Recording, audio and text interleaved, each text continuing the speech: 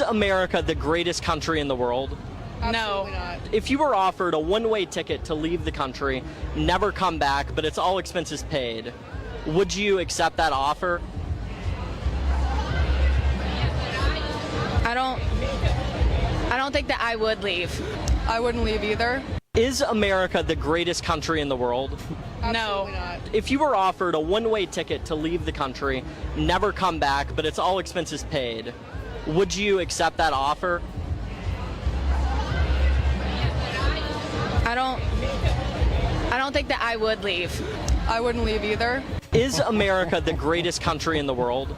Absolutely not. If you were offered a one-way ticket to leave the country, Just have to hear it one never more come time. back, but it's all expenses paid, would you accept that offer?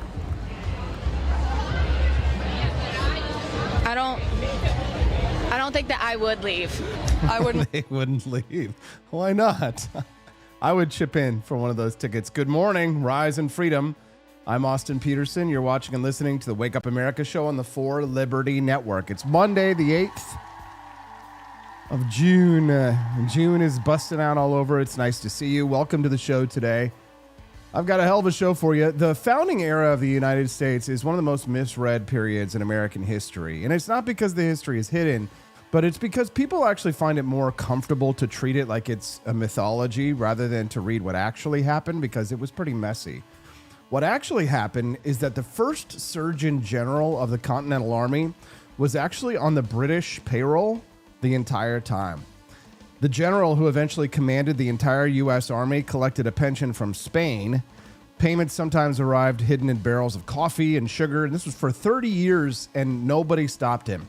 And the campaign to remove George Washington from command of the revolution wasn't run by King George. It was actually organized by signers of the Declaration of Independence. Yeah, they used anonymous letters and back-channel coordination. It was the shots were coming from inside the house, inside the Patriot movement.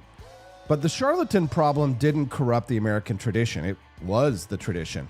And once you see that, once you understand what the patterns of charlatanry looks like in its original form, you're going to be able to understand better why political charlatans are running loose today.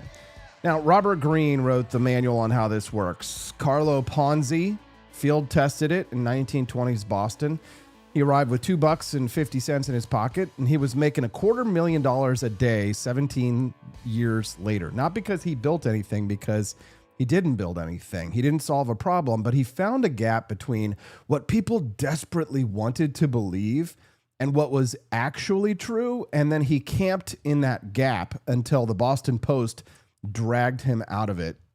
When Ponzi got to prison, he moved to, when he got out of prison, he moved to Florida, and then he ran another fraud.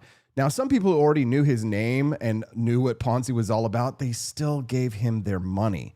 So the audience for these kinds of operations of charlatanry has never stopped forming. There is always a sucker born every minute. But the ones who are currently running their charlatanry on television and podcast platforms, congressional campaign trails, I mean, they now have a fully searchable clip record available in 30 seconds, and the charlatans are still getting away with it. So that is what we're into today. Speaking of charlatanry, John Miltimore, not the charlatan, talking about it, is going to be here with us this morning at 8 a.m. Central Time to talk about Los Angeles, the city that's gone so far politically that a reality TV star from the hills almost, I guess, beat a Democratic socialist for the right to face an incumbent mayor who was in Ghana when her city burned down. So 5 days after the election, we still don't know technically who made the runoff, but it's not looking good for Spencer Pratt. Also, Taylor Burks is joining us this morning at 8:30. He's a Navy veteran, fifth-generation Missourian. He's running for Congress in our newly redrawn congressional districts, so we're going to talk about his race, and we're going to ask him about Amendment 5, which is going to be on our election this fall, and whether or not Missourians want the state income tax gone permanently. So it's going to be a good show today. So a couple of things real quick before we get started. Don't forget to click that like button. We'd love to have you be a regular guest, so make sure you click the follow button if you haven't already. Just so you know, we do have a bunch of new stuff over at the Grift Shop. If you go to forlibertyshop.com this morning, Quest Fanning just dropped $5 in there. Appreciate it. So did, looks like Byron Norris. Thank you, guys. We did a whole redesign of our packaging just to smooth out all the branding so that everything is nice and clean and clear and under control. So when you go to forlibertyshop.com this morning, if you guys buy a box of Founding Flavors coffee, you might get to enjoy our new box designs, like our Electric Elixir, one of our most popular coffees. We just standardized our box designs because we have some really ambitious plans for the coffee.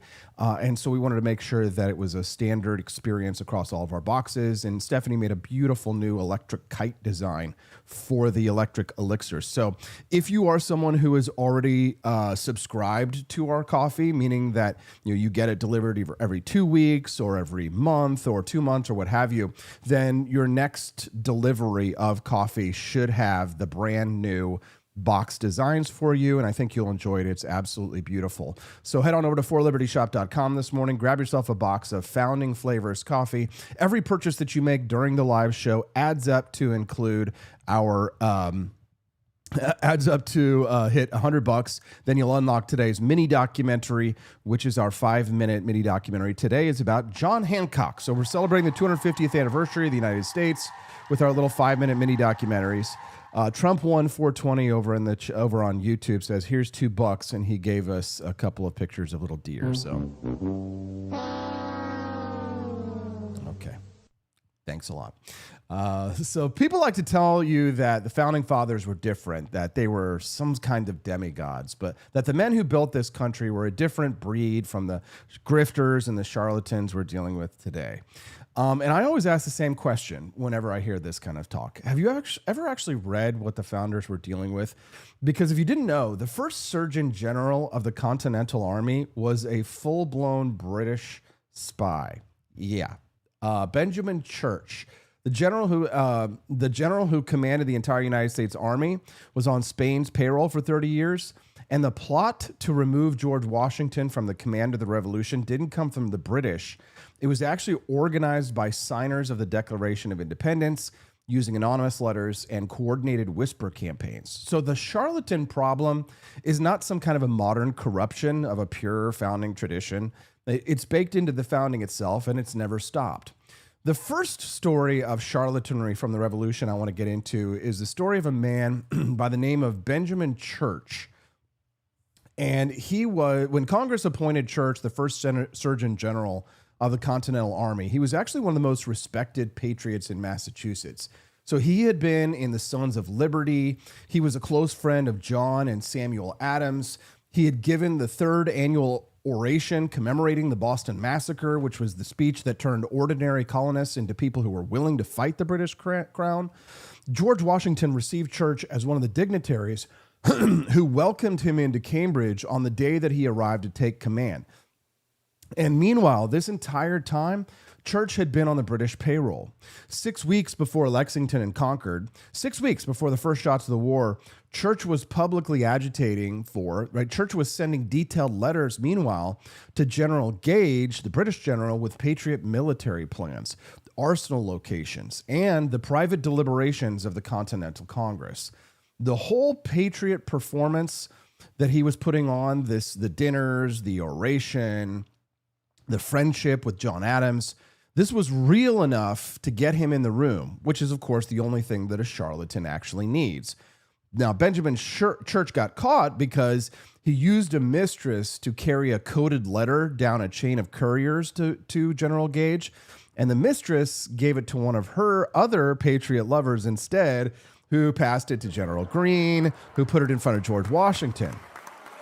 Now, multiple code breakers worked on the cipher, and when they broke it, it confirmed everything. And at trial, Benjamin Church, he claimed that the inflated troop numbers in the letter were deliberate disinformation. He was running for the Patriot cause, that he was trying to scare the British, right?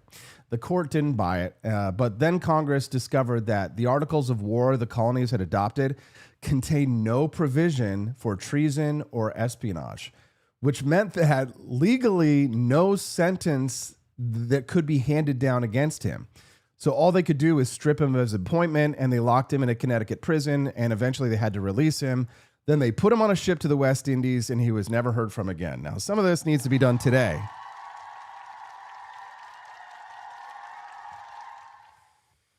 So he sailed into the Caribbean, and he vanished. Now, the country literally did not have a law at the time that could punish its own spies. Now, if that sounds familiar, a system that catches the fraud and then discovers that it has no real mechanism to make it pay, stay with me because this is going to get worse. Now, everybody is going to know the next name because it's one of the most infamous names in American history, and that is Benedict Arnold, okay? Everybody knows Benedict Arnold sold out the country. Yes, yes. What most people don't know is that he was doing what he was doing before that, because the only thing Arnold the corruption didn't start when he was at West Point. It actually started in Philadelphia, and it started with the same kind of self-dealing that you see every time a powerful man decides that his service to the cause has earned him the right to help himself to the public coffers.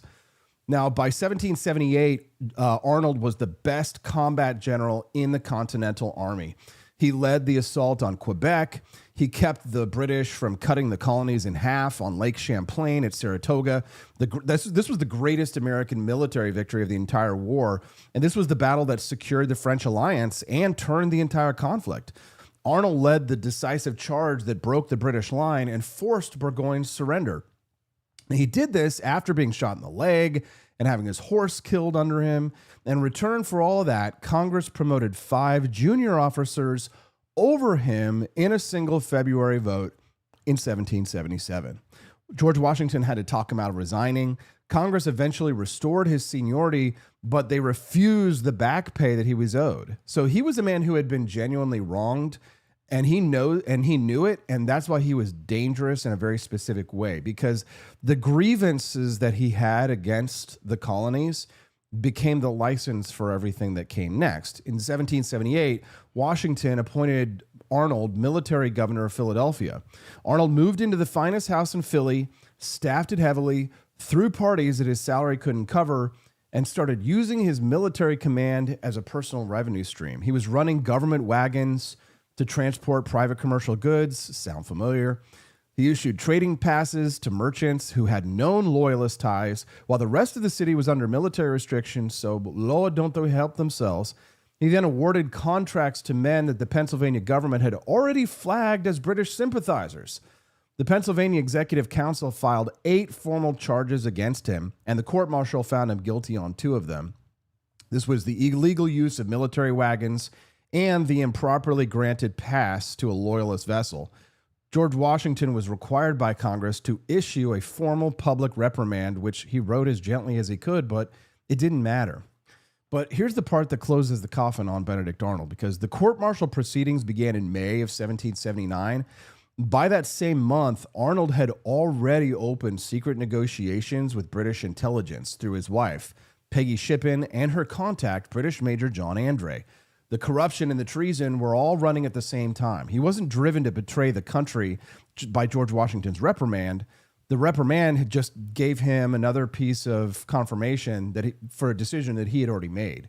So Benedict Arnold offered to hand West Point over and its entire garrison to the British for £20,000 and a commission in the British Army. Andre was caught carrying plans.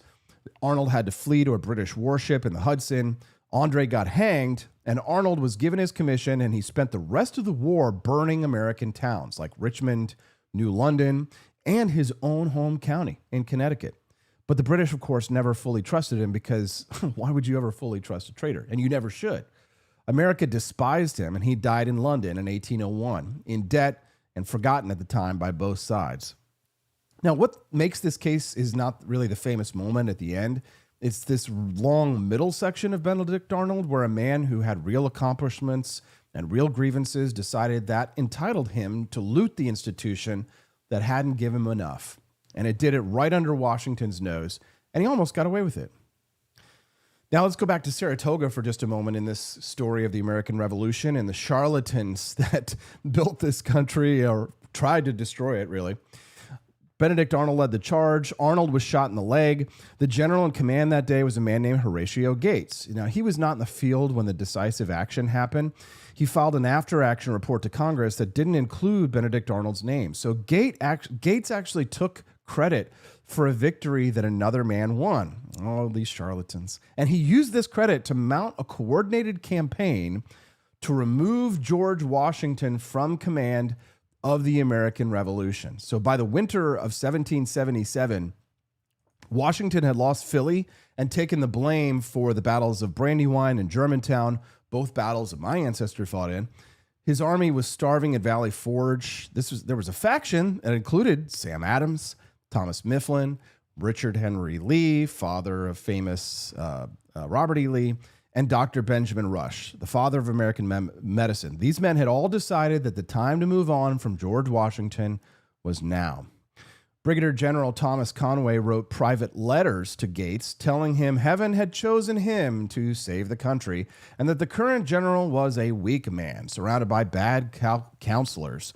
And those letters circulated very widely. There were anonymous papers that were attacking George Washington's competence, congressional hallways. They were reading about how terrible George Washington was. It was time to move on. Everybody thinks that George Washington was just gifted this and everybody was behind him and nobody was questioning him. That was not the case, because not one person in the faction was willing to stand in public behind what they were doing in private.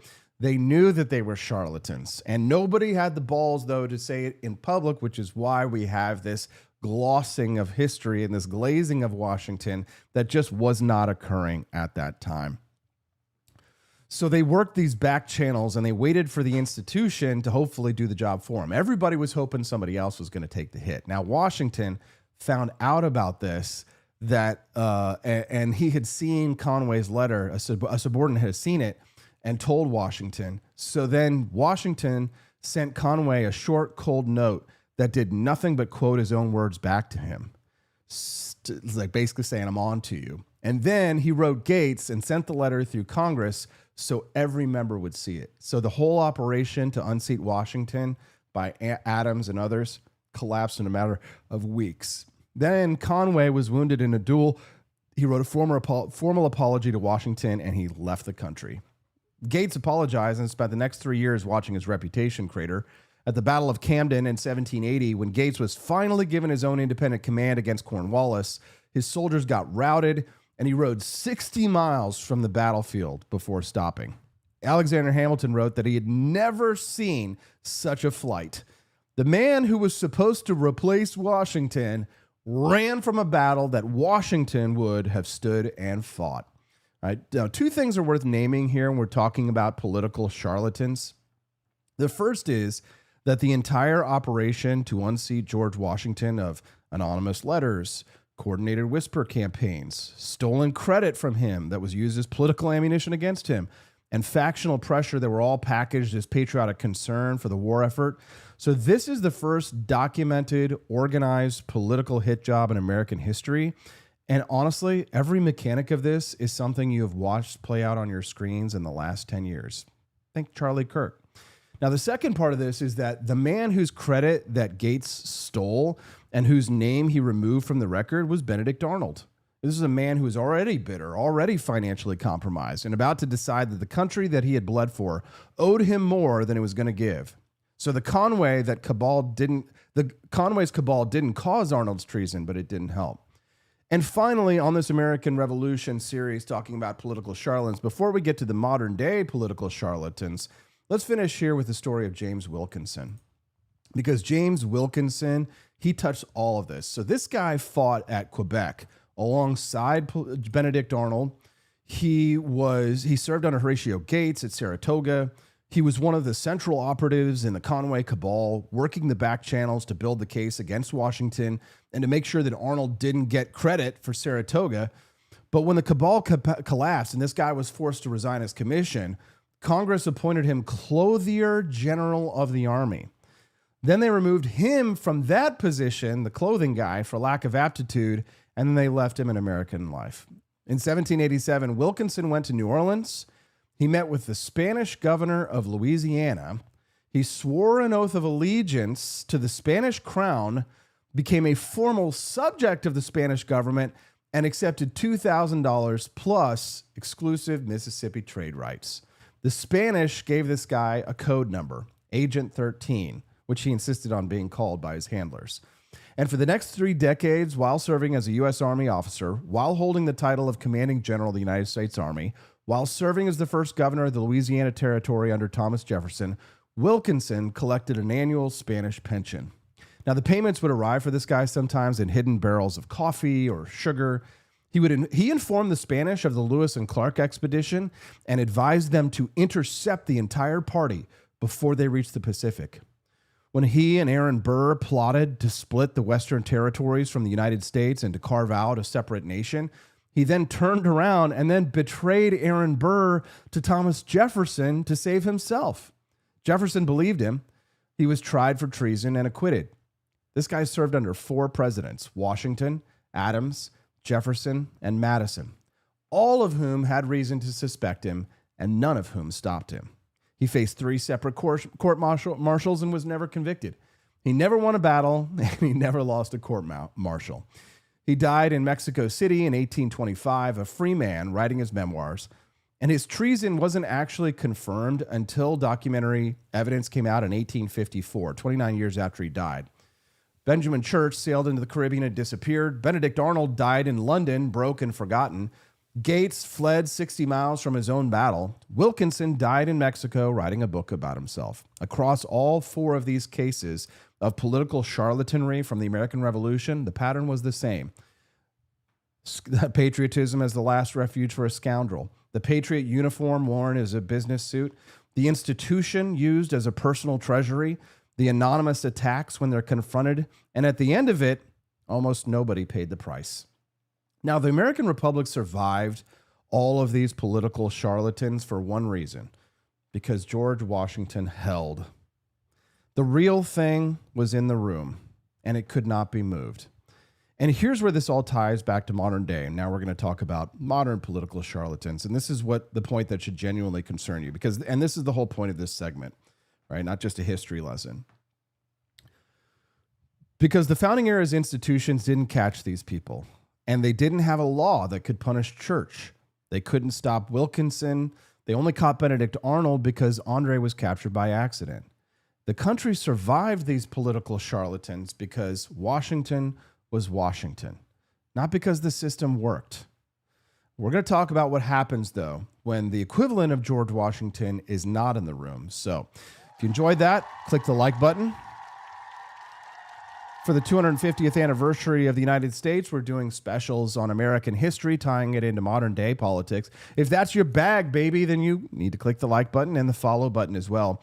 We'd love to have you be a regular guest of the Wake Up America show, and the best way to do that is click that follow button underneath Rumble channel. Come back and join us Mondays through Fridays, 7 to 9 a.m. Central Time. That's the Wake Up America show schedule. And we'd love to have you join us. We've raised $11 towards the bonus content goal today. That's a healthy way towards our $100 goal. Thank you, guys. Don't forget that the Grift Shop is open for business. The 250th anniversary American flag polo has been a huge hit for us. We're selling dozens of these things. People absolutely love the 250th anniversary American flag polo. Look at that handsome son of a gun right there. Look at this guy. Comes in black, white, and gray. That guy right there. If you head over to forlibertyshop.com during the live show and say you buy yourself a nice, beautiful, embroidered American flag polo, then every purchase that you make adds up until we raise a certain amount of money. And when we hit that certain amount of money, then you'll unlock our bonus content. Just a heads up, too, we've also done a package redesign for our Founding Flavors coffee. So if you're someone who is subscribed to our coffee on a bi-weekly or a monthly basis, then you're going to start getting our new package designs. I love the Franklin's Electric Elixir redesign. Stephanie's worked so hard over the last few weeks to get these out to you guys. So head on over to forlibertyshop.com. That's the number 4, libertyshop.com. Throw a couple of boxes of Founding Flavors coffee in, an American flag polo in your cart. The America 76, people started going crazy for this shirt over the weekend. The America 76 250 years tee at forlibertyshop.com. Head on over this morning, do a little shopping. We're going to take a quick little break. When we get back, was the modern day political Charlatans. So don't go away. This is the Wake Up America show, and you're watching the 4 Liberty Network.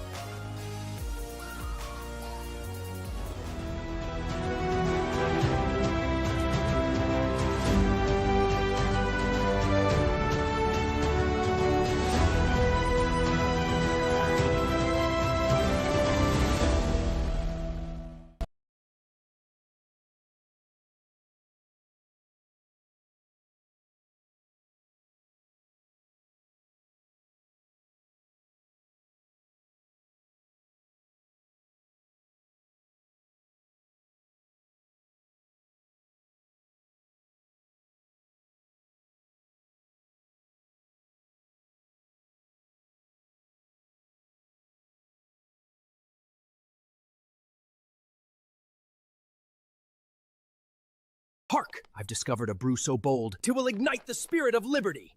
This is not merely coffee, 'tis the very essence of American boldness. Give me coffee, or give me death. Go to 4 Liberty Shop to procure yours now.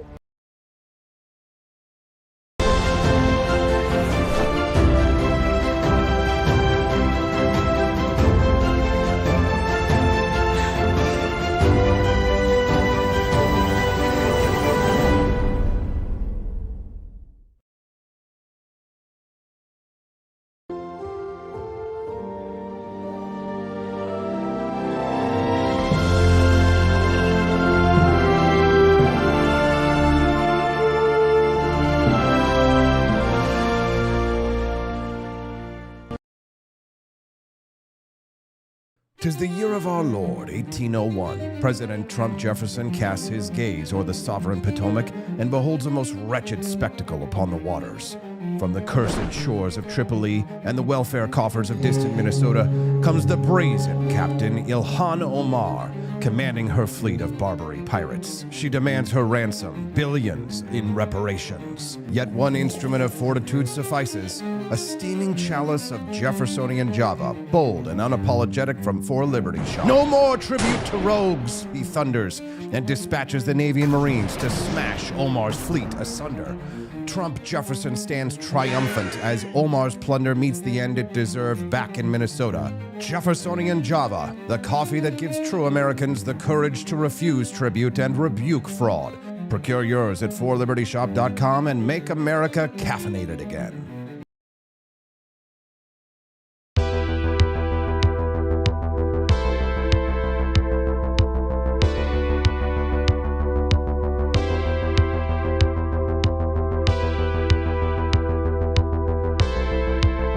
Are you tired of the strange radioactive effects of leftist culture? Do you ever wonder what happened to good old-fashioned American values? Well, fear no more, because there's a new force fighting back against the cultural rot of today. Introducing Culturama, a right-of-center talk show that's taking back the future today. Hosted by none other than blonde bombshell herself, Daniela Pensack. She's not just talking, she's taking culture back. With sharp takes, brilliant guests, and a few surprises along the way. Tune in to the live video podcast twice a week, because the future doesn't have to be weird. It can be Culturama. If there wasn't going to be somebody who was a fiery champion of liberty, somebody who would get out there and who would be aggressive, and if they wouldn't do it with more fire or passion than I had, then I would go and I would fight this battle for us. I've fought for the principles that we all share. Parties tend to be secondary to me. We're here because we believe in the principles of liberty. I am not a perfect messenger, but I think I'm a damn good one. This is a replica of our first president's flintlock pistol. You have my full support, my respect, and my gun.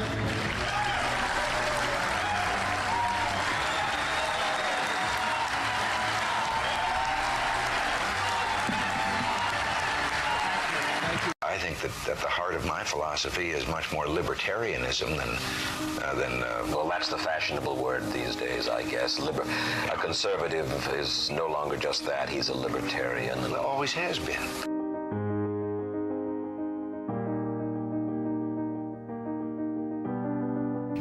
Yet any time you and I question the schemes of the do-gooders, we're denounced as being against their humanitarian goals. They say we're always against things, we're never for anything.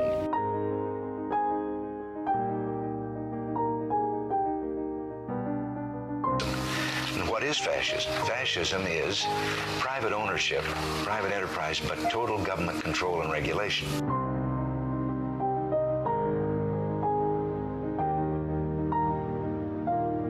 Well, the trouble with our liberal friends is not that they're ignorant. It's just that they know so much that isn't so.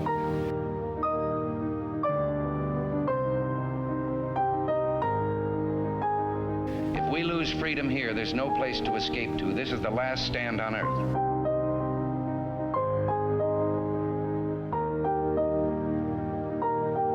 This is the issue of this election. Whether we believe in our capacity for self-government or whether we abandon the American Revolution and confess that a little intellectual elite in a far distant capital can plan our lives for us better than we can plan them ourselves.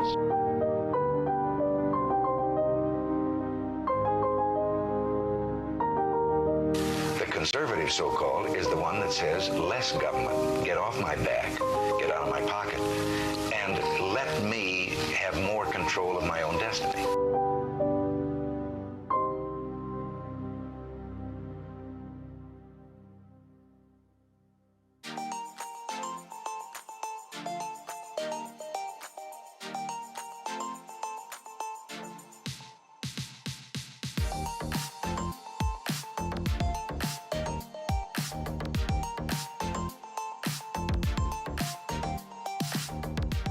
Was the feeling about that particular opening salvo to the team? She, I am told, said something to the effect of, why do you think the country thinks you're biased? But she didn't offer any kind of a metric. You know, what's your metric? Why do you think so? Do you have a poll? Is there market research? What are you talking about? Because we certainly didn't believe that. Good morning. Rise and Freedom. I'm Austin Peterson. You're watching and listening to the Wake Up America show on the 4 Liberty Network. Political charlatanry. Political, financial, all sorts of political charlatans. That's the topic of the show today. Hope that you're enjoying it so far. Click the like button if you haven't already. Carlo Ponzi arrived in Boston in November of 1903 with only $2.50 in his pockets. He had gambled away the rest of his money on the ship over from Italy. 17 years later, he was making $250,000 a day. And it wasn't by building anything or solving a problem, other than his own problems or lack of money. He didn't produce a product that anybody needed, but he filled the gap between what people desperately wanted to believe and what was actually true. And then he camped in that gap until people came along and kicked him out of it. Carlo Ponzi. The scheme worked like this. He told investors that he had found an arbitrage opportunity. So this is opportunity in coupons, in international postal reply coupons. Many of you know this name here. He would buy them cheap from Europe, and then he would redeem them for American stamps that were worth more, then keep the spread between the two. Now, the math worked on paper. Ponzi promised 50% returns in 45 days and 100% returns in 90 days. Now, the numbers, of course, were impossible to sustain from the underlying business, which Carlo Ponzi knew. But the investors who got in early did get paid, and they got paid from the money that the later investors brought in, which made the early investors his best salesmen because they went out telling everybody they knew that this Italian Ponzi was making them rich. When investors asked Ponzi how this operation worked, he said he needed to protect the mechanism from competitors, so he couldn't reveal how it worked. And everybody accepted it because they already believed. The operation didn't survive because the math worked. It survived because people who had committed didn't want to believe it didn't work, and the desire was more durable than any financial audit. So Ponzi pulled in roughly $15 million, which is about $230 million in today's money, before the Boston Post ran the piece that brought him down in August of 1920. Now, Robert Greene wrote the manual on exactly what Ponzi was doing. In the 48 Laws of Power, Law 27 is to play on people's need to believe to create a cult-like following. Greene breaks down what the charlatan actually sells. So it's not a product and it's not a service. It's an identity built around something that the audience needs to believe is real. Greene's 5 steps for building this kind of following are: 1, keep the message vague and full of promise. 2, emphasize enthusiasm over rational examination. 3, structure your group around shared identity and rituals. 4, hide where the money is actually coming from. And 5, manufacture an enemy that the group can define itself against. And Ponzi ran all 5 of those in 1920. And he did it in Boston without a podcast, without a clip record of his crimes that could be out of there in the open. He just needed the promise. He just needed the early returns to show to the early investors. And of course, he needed an audience whose desire to believe exceeded their appetite for examining the mechanism. Now, Robert Greene in his book also documents Law 32, which is to play to people's fantasies, which describes the sort of specific content of the promise. See, people don't want the truth about how change happens. The truth about change is that it requires hard work, uncertainty, and no guarantee of outcome. That's how I lose all of my subscribers. What people truly want is something romantic, something that makes the grim realities of their actual lives feel like it's just a prelude to something bigger. Salvation is at hand. Prosperity is coming. If you spin the right story, then wealth and power will follow. Now, Ponzi was spinning in an immigration fantasy. He was the broke Italian who figured out what the establishment couldn't. So every charlatan we're about to discuss today is spinning a version of this same story. It's just tuned to a different frequency. But the difference between these modern charlatans and Ponzi is that the modern charlatans have a YouTube clip record that's searchable in 30 seconds, and they're still getting away with it. So when the Boston Post finally brought Ponzi down, he served his federal time, he got out, he moved to Florida, and immediately ran a fraudulent real estate scheme.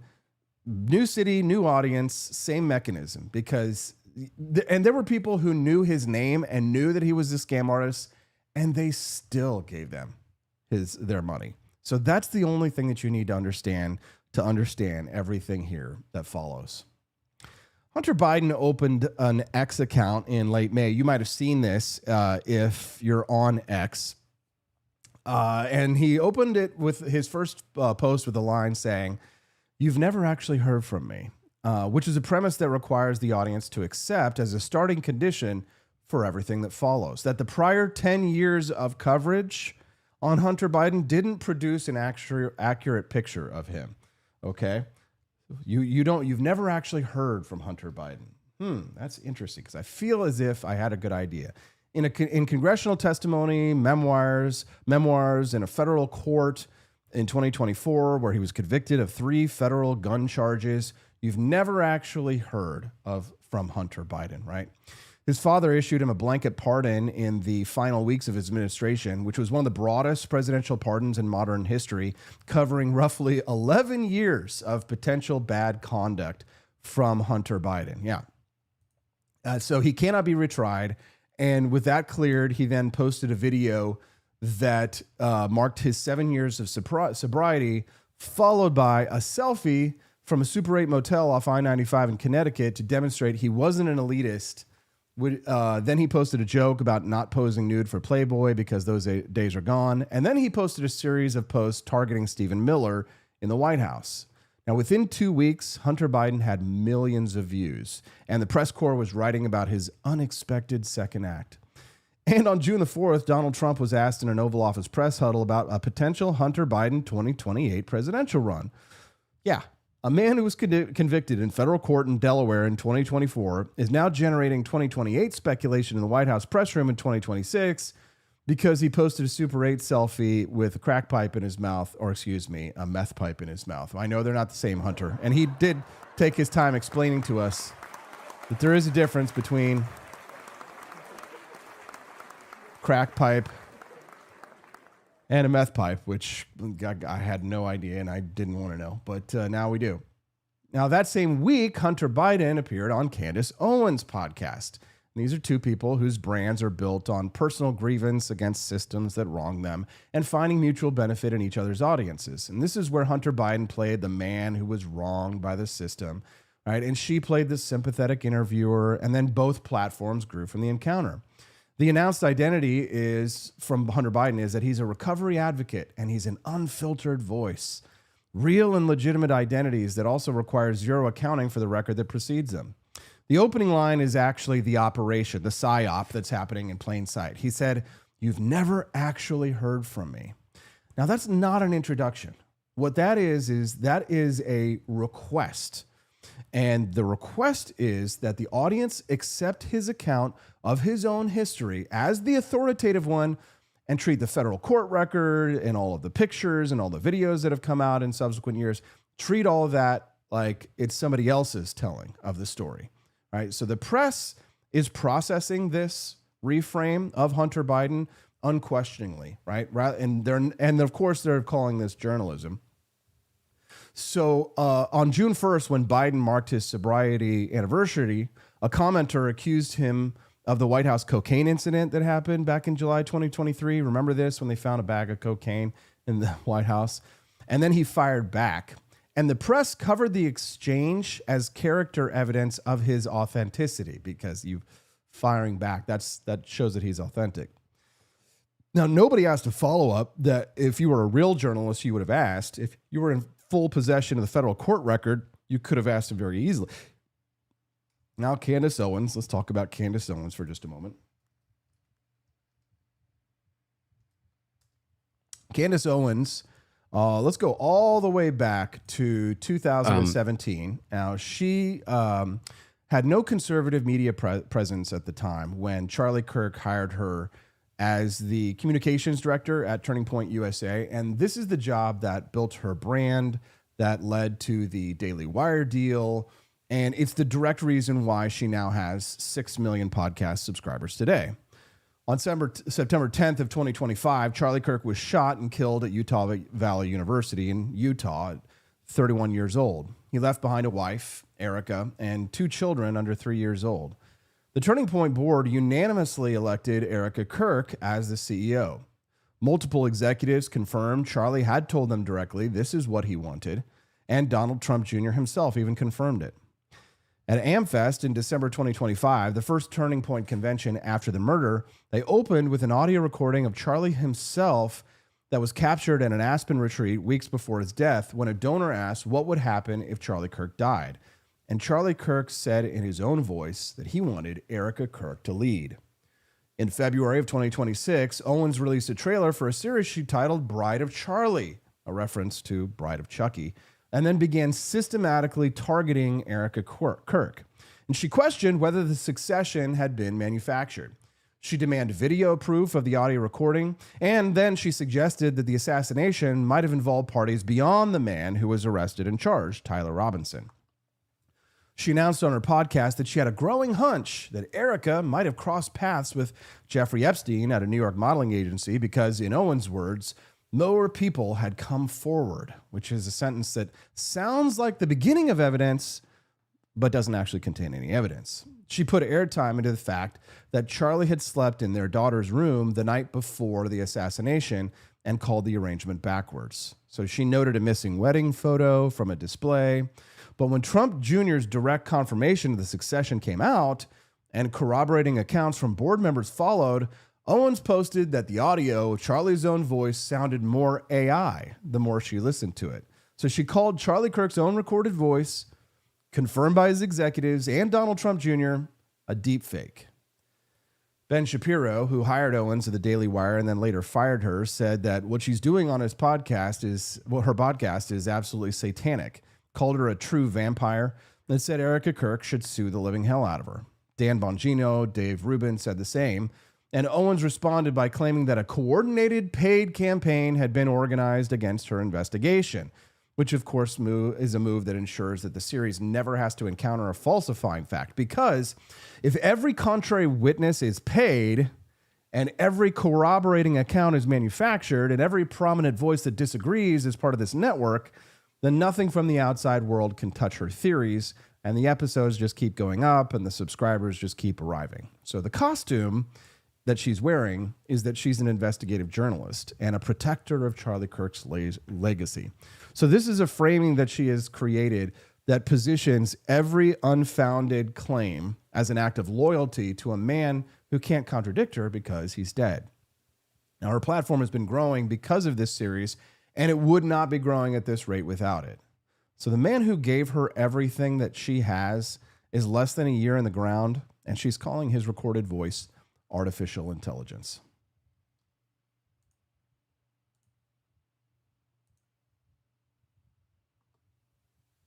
Tell who's telling the truth. You can smell it. You know, you've been talking on your show about whether Trump is the Antichrist. I have not said that. On your show, you said, could this be the Antichrist? I actually did not say, could this be the Antichrist? Could this be the Antichrist? I don't know where that comes from, but I know that those words never left my lips. Raised some eyebrows this week when you said that Hamas is more like a political organization than a terror group. Hamas is a group of jihadis. They're Islamic extremists, which they also claim constantly, which I don't know if that's true, by the way. It seems more like a political organization. I didn't say that. The future that I imagine is not a future in which we're yelling at each other about race. It's a future in which people are legitimately revolutionary, maybe even violent. You said in our previous interview, the future that I imagine is not a future in which we're yelling at each other about race. It's a future in which people are legitimately revolutionary, maybe even violent. I'm amazed that you have a tape of me saying that, and I just want to disavow it. A lot of young men in America, mostly white, but not exclusively, listen to Nick Fuentes really carefully. This kid is the single most influential figure among young white men, and not just white, actually. Is that true? Oh, it's definitely true. Of course, half the thing was about Fuentes, and who cares? Fuentes? There was a lot of Fuentes. Who cares about Fuentes? Talk about irrelevant. Americans supporting Israel because it's an ally.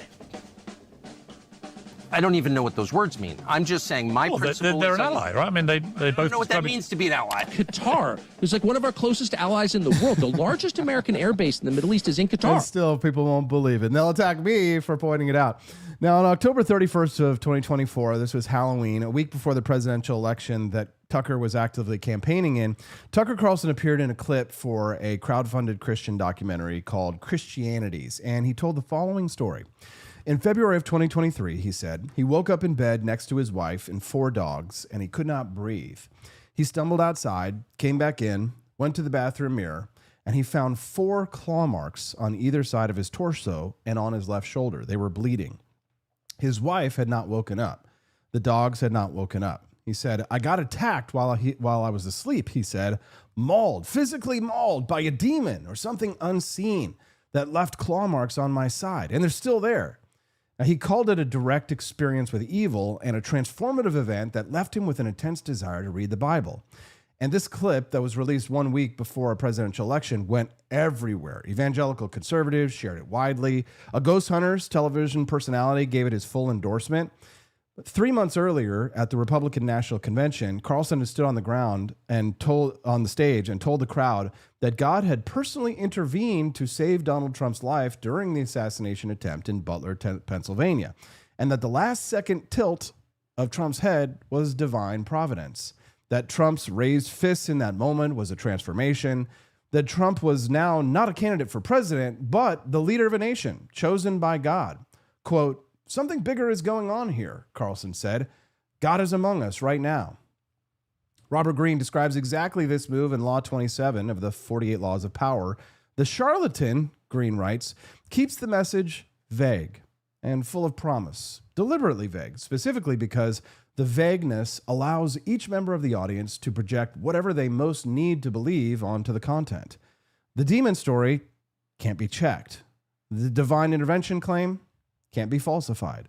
The spiritual significance of Trump's raised fist is not a proposition that can be tested against evidence. None of it is designed to be tested. It's designed to be felt, to make you feel something, to hit you, the audience, in a part of yourself that wants to believe that something larger is happening and that the person who is speaking has a direct line to it.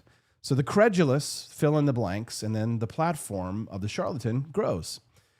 The same Dominion Discovery materials that revealed Carlson's private messages about Trump also revealed that in January of 2021, while Carlson was publicly presenting himself as a Trump supporter and amplifying the whole Stop the Steal framework on the highest rated show in cable news, he was privately texting a colleague that he hated Trump passionately. Not that he disagreed with Trump, hated him passionately. So those two operations were running simultaneously. There was the public Carlson and the private Carlson were saying opposite things about the same man at the same time to different audiences, like you just saw in this series of clips that we were watching. But by June of 2025, Carlson had begun criticizing Trump's Iran policy publicly, writing that the administration was, quote, complicit in Israel's strikes, and that he could not think of a single way that it helped the United States. On June 18th, 5 days after that post, Trump told White House reporters that Carlson had, quote, called and apologized the other day because he thought he said things were a little too strong. In July, Carlson sat down with a German newspaper called Bild and was asked directly whether that phone call with Trump had occurred. His answer was no. When the journalist asked again to confirm, Carlson said he didn't know what he would apologize for, and he didn't think he'd said anything that warranted an apology. And then the same answer said he'd be happy to apologize because he was always mindful of his own limits and the nonsense he had spouted over the years. Criticized Trump, reportedly apologized, denied the apology happened, offered to apologize anyway for something that didn't happen, all within 5 weeks. In April of 2026, Carlson went on his podcast and framed Trump's engagement with religious imagery as a, quote, spiritual component that might be, quote, something bigger. The same phrase, of course, he used at the RNC to describe God saving Trump. But at this time, it was aimed at the possibility that Trump might be the Antichrist. So the RNC speech and the Antichrist segment both use the identical mystical register, the identical vagueness, and they both arrive at opposite conclusions about the same man. Dan Bongino compiled this 3-minute video that you're looking at here of Carlson, praising Israeli infrastructure in one clip, and then calling Israel the most violent country on earth and one of the ugliest places he's ever seen in another.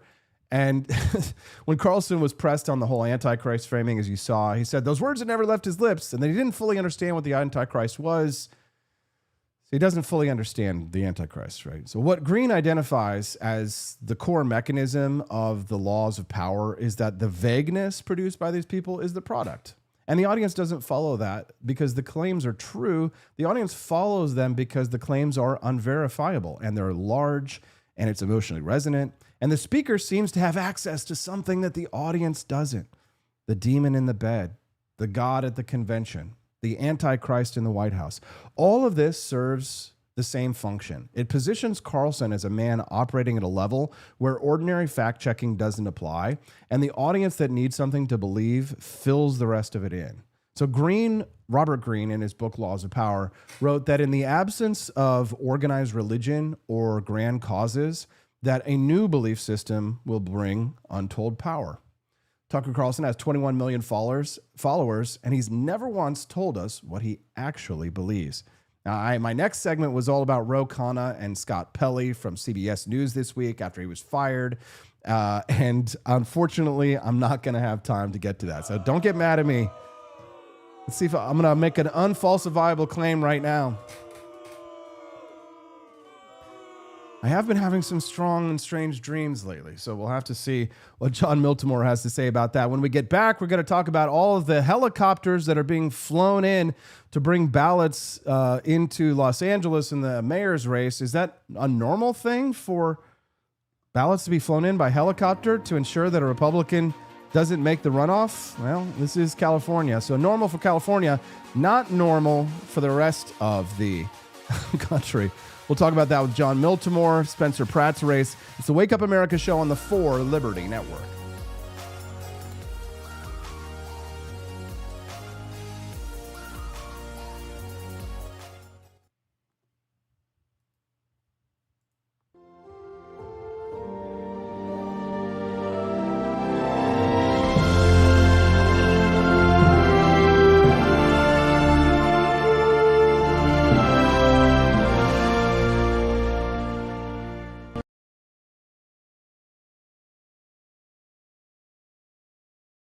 Hark! I've discovered a brew so bold, 'twill ignite the spirit of liberty. This is not merely coffee, 'tis the very essence of American boldness. Give me coffee, or give me death. Go to 4 Liberty Shop to procure yours now.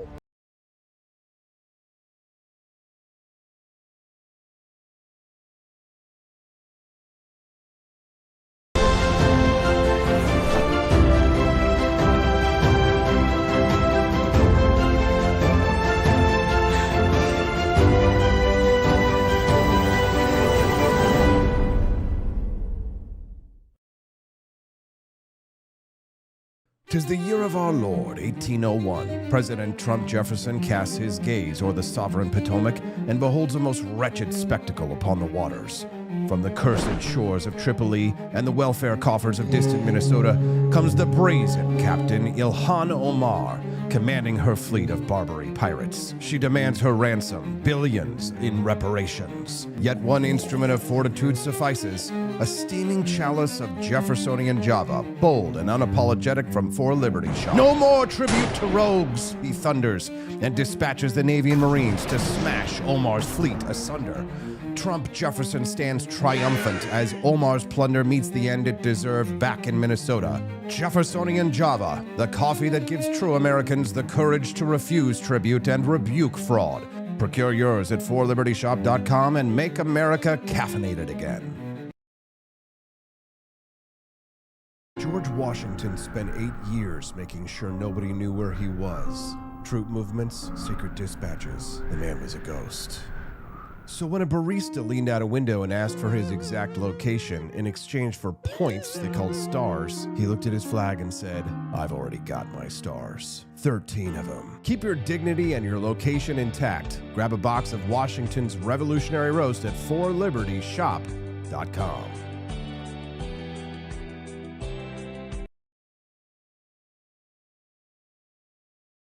Imagine bringing George Washington back to life. Just to explain that in 2025, men can get pregnant, waving an American flag might offend someone, and our government is $34 trillion in debt. But that's not all, George. We have drag queen story hour for toddlers. Pronouns are mandatory. And Harvard can't define woman. Oh. And we send billions to Ukraine but can't fix potholes in Ohio. You know, just normal modern empire stuff. I'm sure he'd be totally cool with it. Right after he finishes reloading. He didn't cross the Delaware for this nonsense, but you can carry on the fight with gear that would have made King George cry. Shop bold, shop free, shop 4libertyshop.com.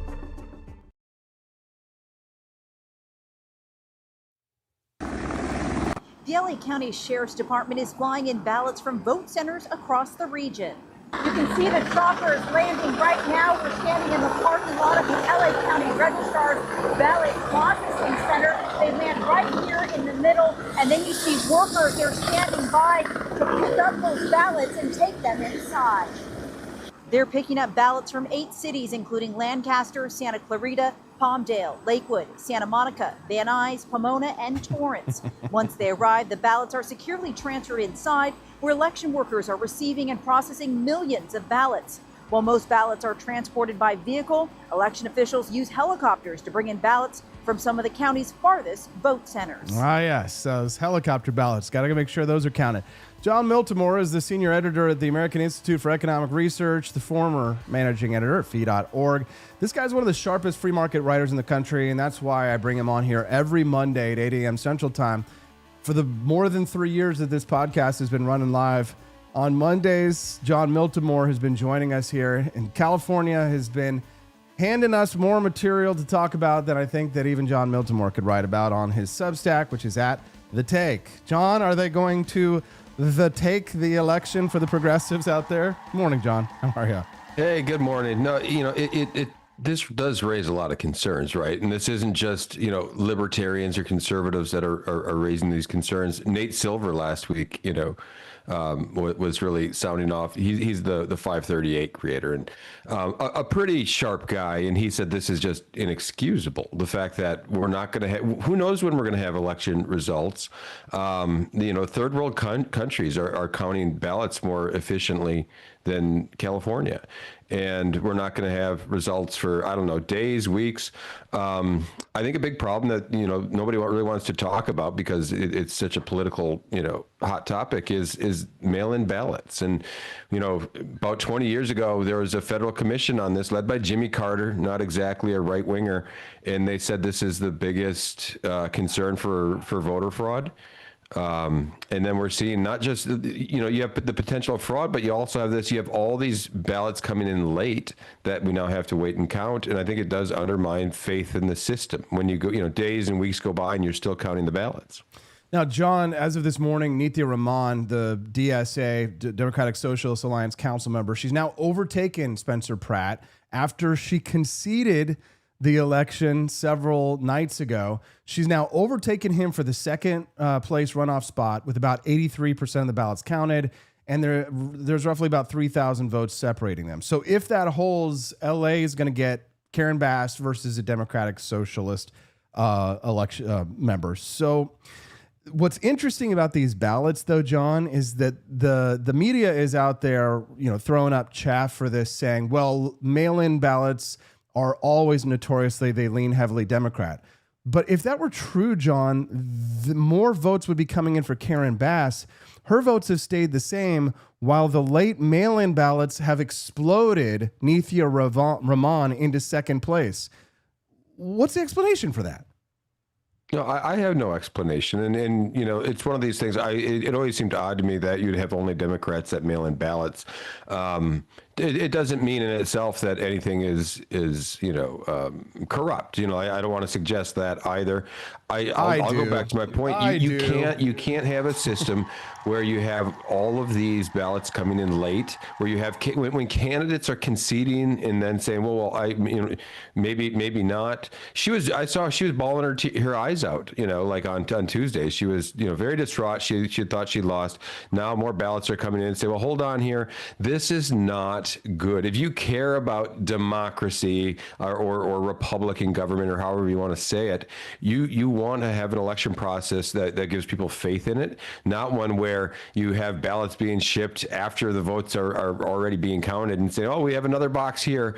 None of that gives people more faith in the system. I think we need to have a serious look at this. And I think the Trump administration is actually doing that. I think there's problems with getting the federal government involved at this level. And maybe this particular president, because he's a very polarizing figure, which is why I'd like to see a bipartisan commission, tackle this like they did in 2005 when you had James Baker and Jimmy Carter do it. I think those days are largely gone now, partly because voting is such a contentious issue. And let's face it, the left there are certain things that each party sees. The left sees the more votes that are counted, the better our chances of winning, right? So they want to maximize turnout. And that's why I think you do have, one party that's really trying to maximize turnout, that say any way you can get a ballot in.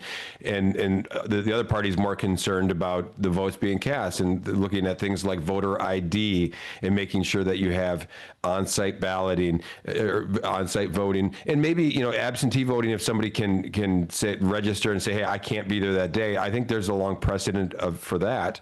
But this idea that you can just mail in ballots and you have late, mailed in ballots being counted, that's to me a very big problem. What do you think about mail-in ballots in general? California allows mail ballots that are postmarked by Election Day to be counted if they're received up to a week later, plus universal mailing of ballots. Your thoughts on this process? I'll go back to the Baker-Carter Commission, and they saw this as the biggest potential area for election fraud. And they said, this is not, again, a right-wing talking point. They said this is potentially the biggest problem we have, and they had steps to say to make this where you can't mail in ballots. I think that's a good idea. I don't like this. People have very serious concerns about it. I'll concede. I think most of these ballots are legit, but you only need to have 1% or 0.5% of those ballots that are stuffed. Like electioneering in this country, people don't like to acknowledge this. It's always happened. You can go back to the 1870s, and you have some great history on how corrupt some of these elections were. You can go back to Mayor Daley in the Chicago days when John F. Kennedy was elected. There was very clear evidence on this, and it was even conceded at the time, but they're like, how much are we talking? But voter fraud is part of the DNA of the country. It always happens. We're no different. It does happen. You want to have steps that limit it. You'll probably never get rid of it completely. I think mail-in ballots are a recipe for a lot of problems. If you're just tuning in to the Wake Up America show, I'm Austin Peterson, speaking to John Miltimore about some of the irregularities in California's voting process.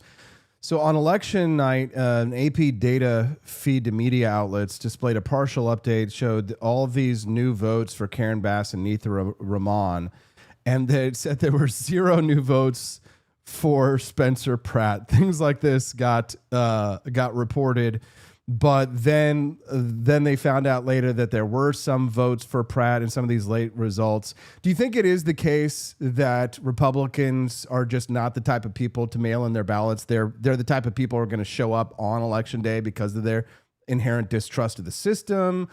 Or do you think, something else? Like my opinion on this, I'm going to say I don't have like some special opinion. Apparently so. Apparently Republicans like to show up and cast ballots in person. Maybe they're more paranoid. I guess I can't. I'm an independent. These days, but I go and I've never mailed in a ballot. So maybe people of my disposition are more likely to do that. It does seem strange to me in those mass numbers. If we have 9 out of 10 mail-in ballots are going for the Democratic candidate and 1 out of 10 for the Republican candidate, that seems very skewed to me. But it's a big concern. I'll go back to this. People don't trust elections, and it's not just Republicans. Like if you look, there's good polling on this. People are becoming steadily, they have less faith in this process. I think this is one of several reasons why for a long time in this country, we had same-day voting elections, and it worked. And I would really, I think taking a step back toward that, you can have some exceptions, like there are, I think reasonable people can find some exceptions, but this idea where you have a third of the votes that are mail-in, and those votes are being counted days and weeks after the polls closed, I think that's a big problem. Now, signature verification on these mail-in ballots is what they call holistic. So it doesn't have to be an exact match of a signature. So that means that ballots can be cured with any mark plus a witness signature. And get this, the witness signatures that they accept, John, are smiley faces. No joke. So, I mean, well, you're a guy who tracks government accountability. Do you think that this is a reasonable accommodation that's being made for voters, or a wide open loophole? That does not sound like a prudent policy, in my opinion. Look that up. That's real stuff. That you can have your witness. I believe you. Witness signature can be a smiley face, and it's examined. It doesn't have to be an exact signature for the person who voted, just a holistic approach. It sounds very California. So this isn't the first time that late mail-in batches have flipped leads in California primaries. Kamala Harris, one of her races, actually, she had lost until like weeks later when they finally got the count done out there in California. And then they realized that she won. Do you think that it is the case, like I had said in our conversation before we started this interview, John, that Democrats will just keep counting until they get the results that they want? That's more cynical than I'm willing to say. Like, I don't want to certainly impugn the entire Democratic Party.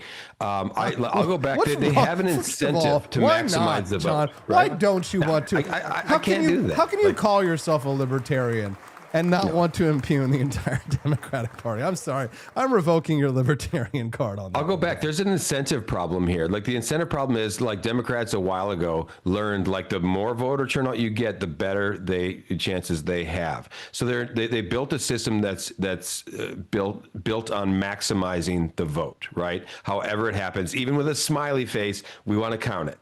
And there's problems with that approach. When your only concern is maximizing the vote, you're going to have problems of fraud, of election credibility in all of these things. And it's no surprise today that people are going to have less faith in an election when a smiley face counts as a signature. John, the SAVE Act, which the full name for this bill is called the Safeguard American Voter Eligibility Act. This is a bill in the U.S. Congress. And here's a simple breakdown of what this bill would do. It would require documentary proof of U.S. citizenship before someone can register to vote in federal elections. So if they're voting for the president or the Senate or the House, they have to prove they're a U.S. citizen. Under the current law, you can register to vote in most states by checking a box saying you're citizens, so you don't have to provide hard proof. But the SAVE Act would change that by mandating actual documents, things like certified birth certificate, U.S. passport, or certain Real ID compliant licenses. And it would also require states set up an alternate process for citizens who don't have easy access to those documents. States would get access to the federal database to help remove non-citizens from existing voter rolls, and election officials who don't follow the rules can get sued by citizens. So the stated goal is to make sure that only U.S. citizens vote in federal elections. Good idea, or a great idea, or you don't want to impugn the Democratic Party by... So my answer to this is let's take Donald Trump out of it, and let's even take the SAVE Act out of it to a degree, because I haven't looked over the entire act. I'm not going to pretend I have. Everything you just said to me makes perfect sense, and you could have a pushback on that, saying, well, states are sovereign entities, right, and they should be able to establish their own voting laws. There's two problems with that. One is that these are federal elections, as you say, and the second is a precedent, right? We can look back, and I'm old enough to remember when states were trying to pass term limits, right, and saying like, well, representatives in our states are going to be term limited after 3 terms, and the Supreme Court said, yeah, you can't do that. These are federal offices. States, can't trump the federal government on that front. Now, if Congress wanted to pass term limits, they could, but states can't do that. And so you have the Supreme Court precedent there, and I think that same logic would apply to this. If you want to have a federal standard that says voter ID, and you have certain things that have to be met. All of that seems within the province of the federal government to me, and I think what you just read off makes sense. And there's even people that are non-citizens, if states have a backup plan to say you can cast ballots if these criteria are met, all of that makes a lot of sense to me. And I think we've actually reached a point where we've arrived at that, where we almost need the federal government to put some, pulling the reins on this a little bit. I'll go back. I'm not sure Donald Trump's the person to do that with, because what's going to happen is people will say Trump's federalizing elections.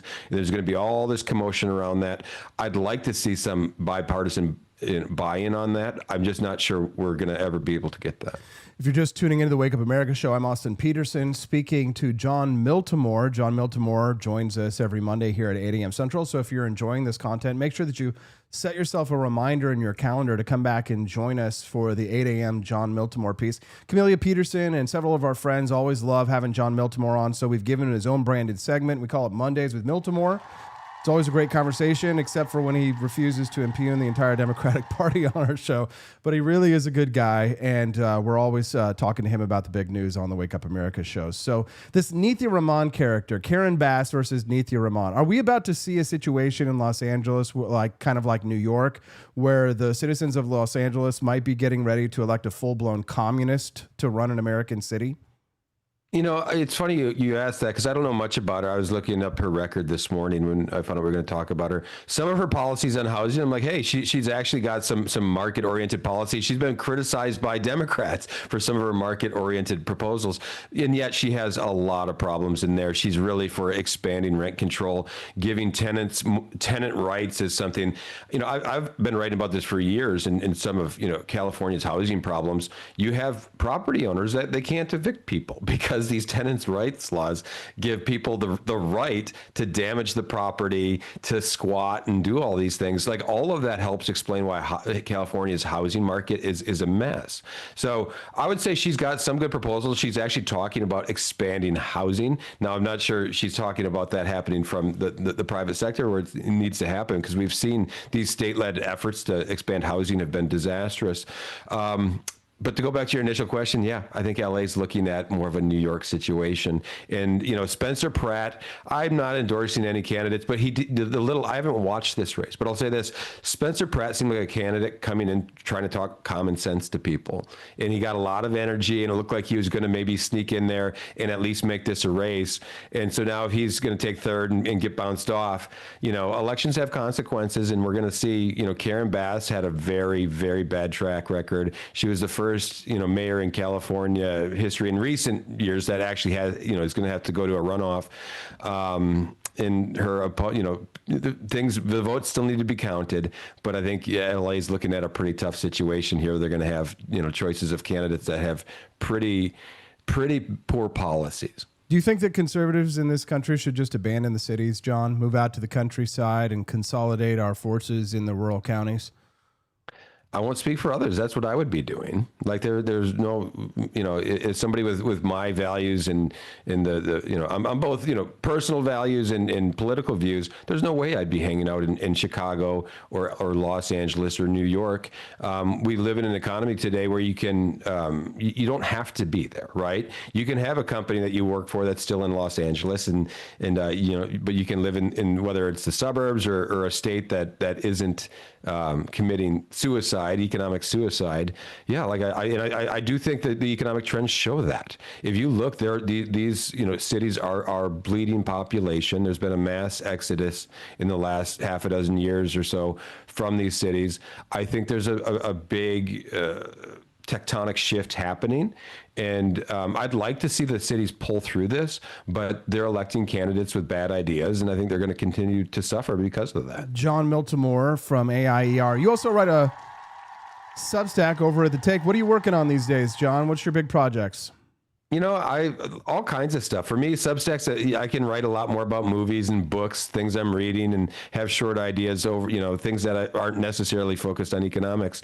So I like to write about I think I might have a piece up that just went up this morning that's, a Civil War era piece. It's I don't have to worry about brand. I can just write whatever tickles my fancy, and I kind of like to be able to do that from time to time. John Miltimore from The Take. He refuses to impugn the Democratic Party, but he's still a good guy. John, we appreciate you. Thank you for all your time, and we always love having you on Mondays. Thanks for your time. Hey, it's my pleasure, Austin. You have a good week. Yep, thank you. Speaking of squatters in Los Angeles, have you seen this new show, Squatter Hunters? Get out! Okay, hold on. There you go, guys. All right. We've got some more great content for you coming up.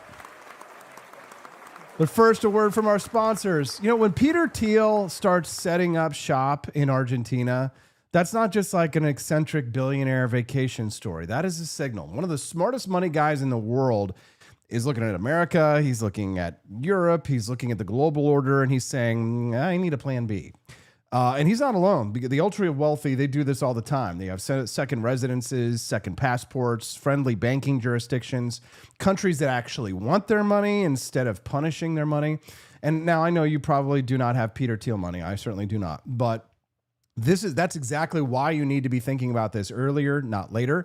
My friends and sponsor over at Expat Money have put together a free special report called 8 Countries to Escape World War III and How to Build a Sovereign Plan B Before Borders Close and Markets Panic. It shows you where people are looking, like my buddy Todd in Panama and in Argentina, why they're looking there, and how normal Americans can start thinking about a real backup plan. So go to expatmoney.com/World War III. That's expatmoney.com/World War III. Get the free report today. Okie dokie. Coming up, guys, a congressional candidate from right here in Missouri is making the case that Missouri 5 is winnable. August 4th is the moment to do it now that we've redistricted. Manuel Cleaver's going home. But before we get there, guys, head to forlibertyshop.com. Get the Liberty-themed gear, support the show, unlock that bonus content. Taylor Burks is up next.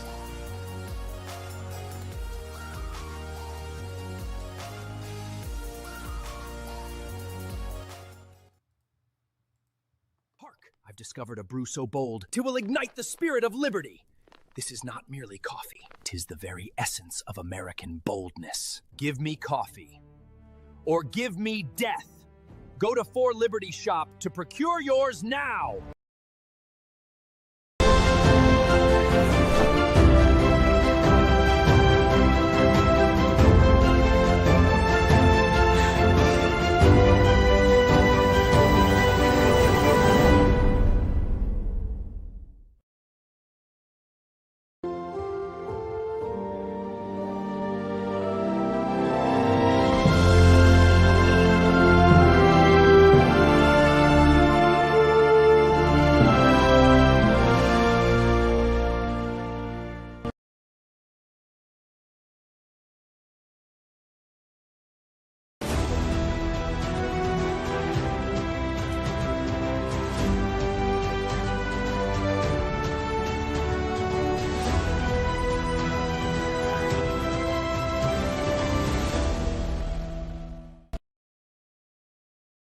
'Tis the year of our Lord, 1801. President Trump Jefferson casts his gaze o'er the sovereign Potomac and beholds a most wretched spectacle upon the waters.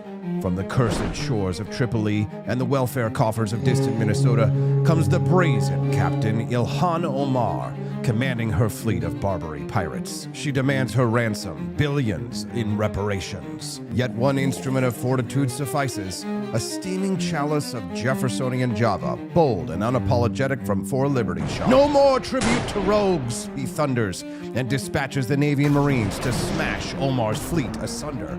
Trump Jefferson stands triumphant as Omar's plunder meets the end it deserved back in Minnesota. Jeffersonian Java, the coffee that gives true Americans the courage to refuse tribute and rebuke fraud. Procure yours at forlibertyshop.com and make America caffeinated again. George Washington spent 8 years making sure nobody knew where he was. Troop movements, secret dispatches. The man was a ghost. So when a barista leaned out a window and asked for his exact location in exchange for points they called stars, he looked at his flag and said, "I've already got my stars. 13 of them." Keep your dignity and your location intact. Grab a box of Washington's Revolutionary Roast at forlibertyshop.com.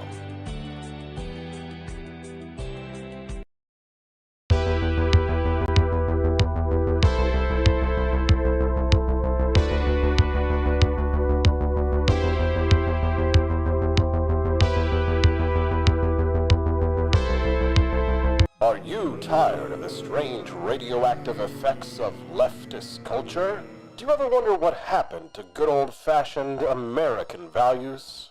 Well, fear no more, because there's a new force fighting back against the cultural rot of today. Introducing Culturama, a right-of-center talk show that's taking back the future today. Hosted by none other than blonde bombshell herself.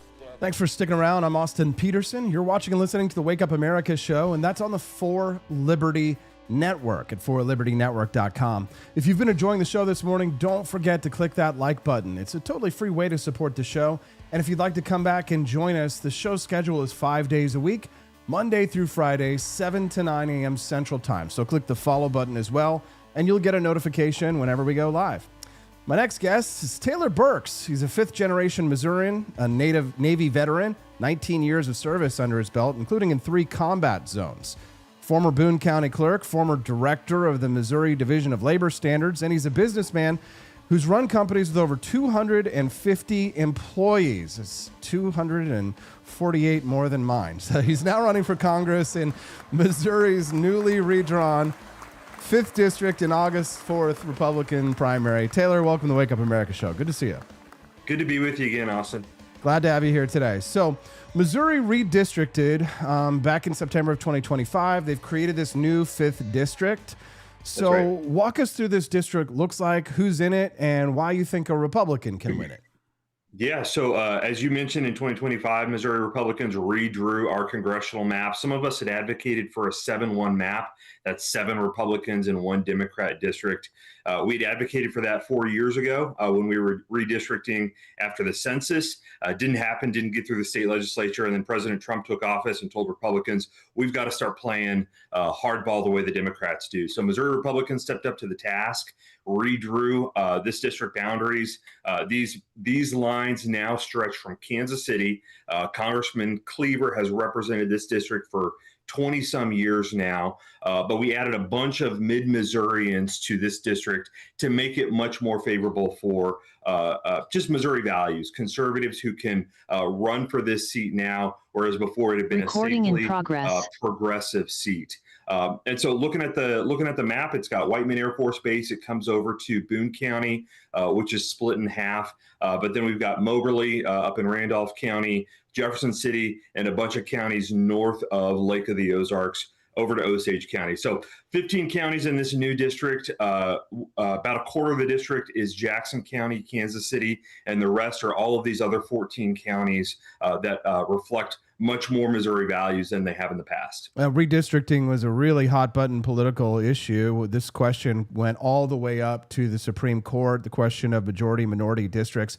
Here in the state of Missouri, we got rid of the district that the Democrats had sort of gerrymandered out so that they could have what was, a majority minority district represented by, as you said, Emanuel Cleaver, and he'd held that seat for 2 decades. So a lot of the people whose vote you need are going to be former Emanuel Cleaver voters. So what's the argument that you're going to make to some of these voters about why 20 years of Cleaver have not delivered for them? Why are you the person to replace him? Well, I think the reality is you look at Kansas City, and there are a lot of things that need to be done better. You look at any of the urban areas in America, and decades and decades of Democratic rule, including when Emanuel Cleaver was the mayor of Kansas City, have been disastrous and led to the stagnation, the crime, the problems that you see, the decaying infrastructure. You drive through Kansas City and you can't be proud of how the city road and infrastructure has been over the last few decades. But what I will also say is Congressman Cleaver has said that he has zero interest in campaigning outside of the Kansas City area. He doesn't think this new map is fair, and so he's not going to campaign for rural Missourians who are now in this district. So that's really what I think is important. We need a voice to represent the entirety of this district. To your point earlier, Austin, I am the former Boone County clerk. Many of your listeners probably know Boone County is a college town, one of the blue dots here in Missouri. And so as a Republican in a blue area, you have to be willing and able to engage people who aren't going to necessarily agree with your ideas. And I performed better than any other Republican in Columbia when I did that. So when you now have a district that is rural, mid-Missouri, and it goes to the urban area, downtown Kansas City, you need a candidate who can represent the entire district. You need a candidate who's willing to go to Eldon and Jefferson City and Marshall and Sedalia, but also go to Kansas City and talk to folks and understand that there are places when you're an elected representative, there are places people aren't going to see eye to eye with you. But if you're willing to have the conversation and willing to try to convince people why you're doing things that you're doing, and it's in the best interest of America and this district, then I think that's where we have enormous value. Emanuel Cleaver is not going to do that. I will also say that one of the reasons that I got in is my primary opponent in this race, a state senator from outside of Kansas City, has a habit of pushing people out of the party rather than bringing our party together. And so there's a lot of strength. There's a lot of benefit to us as Republicans working in the hard places, trying to build the party, grow the party. And a district like this is a prime example. We have to win Missouri's 5th district. We have to send another Republican to Congress. And we have to win over Kansas Cityans who aren't used to anybody other than Emanuel Cleaver for the last 3 decades. Taylor, Royals versus Cardinals. Go.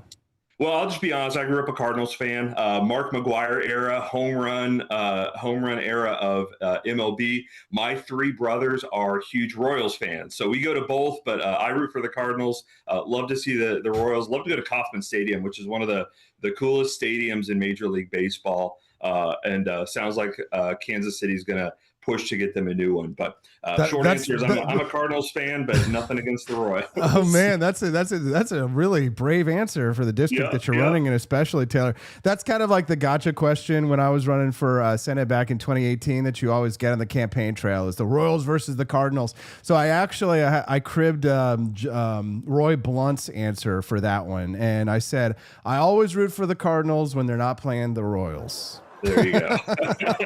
But I was a Royals guy growing up, so which puts me at odds with the voters of this district because everybody here in Cole County really loves the Cards. But let's talk about the policies because I'm curious, how are you going to vote on Amendment 5? This is the constitutional amendment that would phase out and eventually eliminate Missouri's individual income tax. This would also give the legislature the authority to expand sales taxes to replace that revenue. Where do you stand on that? Are you voting for it, and why or why not? Yeah. So Amendment 5 is a state issue, as you know. I think when we had a debate 4 years ago, too, you were one of our moderators. You also like to ask me those state issue questions for federal office. Here, I'll say 3 things. 1, more people should keep their own taxes. And when I was looking for my first duty station in the Navy, I chose Florida because it has no state income tax. And so I would love for Missouri to get to zero state income tax. Two, I'm proud of Governor Kehoe. He campaigned on eliminating the income tax. This is his proposal to do that. And so I think it's fantastic when we have leaders who do what they say they're going to do. Governor Kehoe's done that. President Trump has done that repeatedly. Three, there are, I think, some questions about what the sales tax component looks like. I think the governor, the state legislature who've put it on the ballot are talking through how that impacts Missourians. I'm not a fan of some industry carve-outs. I think that if you're going to have a shift from the old way of doing income tax, like the governor has proposed, to a sales tax, and then you start carving people out, you just make a weaker future tax base as well. And so those are the things that I like about it. Just one concern that I do have about it, I'll just be honest, haven't fully decided. I'll likely vote for it just because I think that people should keep more of their paycheck, and we should shift to a new tax base or tax system in Missouri. But I recognize that no tax system is perfect. So the criticism of Amendment 5 is that once our income tax is gone, and it's permanently gone, and it would take a brand new constitutional amendment to restore it. And legislators could expand sales taxes without a public vote. So that would bypass the Hancock Amendment protections that voters previously put in place. Is that a concern? Yeah, I mean, I think that all of these are legitimate concerns. Anytime you have new policy proposals, and pretty dramatic ones, which are important. I don't say that as a knock on Amendment 5. We need to do big things, and that's a huge credit for President Trump and even these proposals, Amendment 5 on the ballot. We have to do things dramatically different because the world is changing dramatically these days. And so for me to say that this is a big change is not a knock on Amendment 5, but it's also reasonable for voters to say, hey, this is what I'm concerned about, to press their legislators, their state reps, their state senators, the governor, that, hey, as this is implemented, we want you to focus on what future protections like Hancock would look like in a sales tax regime now that we've eliminated the income tax. So yeah, let it be fair. But if we take this first step, and I think the governor and the state legislature have been very clear, proponents of this have been very clear that this is step one. There's a process to get us to no state income tax, and we can look at future reforms for that. That's the whole point of a republic, is that people are giving their feedback, and we're improving our state and our country in a good way. Taylor, you served 19 years in the Navy, including 3 combat zone deployments. Our country's now in a conflict with Iran, and defense spending, foreign policy, these are front and center issues now. So what is your position on where America should be right now? Would you have voted for the limitation of the president's war powers when it comes to Iran? Yeah. So one, as you know, 3 times to the Middle East, I've deployed over there. And then this last year was my 4th deployment to the Western Pacific. I'm the only candidate for Congress in the country who has deployed 2 times under President Trump. In 2020, I deployed to the Middle East. And then this last year, I deployed to the South China Sea to compete against China and their aggression in that region. So I know firsthand, I've worn the uniform, I've planned and tried to protect this country every single time that the Navy has asked me to do it. I've done it. And with that perspective, I will say the world is far safer with President Trump in the Oval Office. We are far better.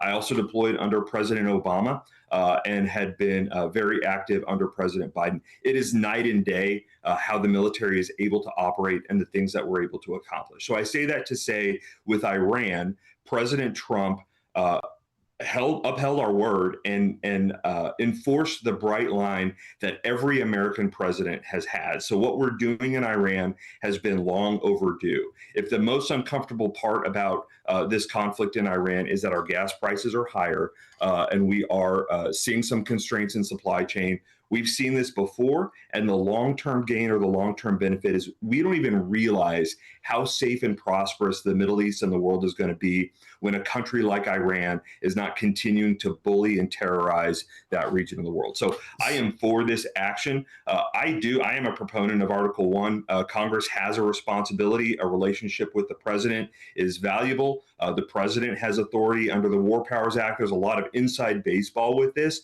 I think Congress should be authorizing military force when we do this type of action. But barring that, barring a lot of the gridlock that Democrats have created in Washington, D.C., the president is making the world safer, making America safer, and I'm for it. So, okay, so just so I understand then, this measure that Congress passed, which was a measure under the 1973 War Powers Resolution, directing the White House to remove all U.S. forces from hostilities against the Islamic Republic of Iran, you would have been a no vote. I would have been, yeah, correct. I would have been against withdrawing our forces there, but I want to be very clear. I do think that we have to get back to good order where Congress is working with the administration and taking votes to decide where we're deploying our troops. Okay.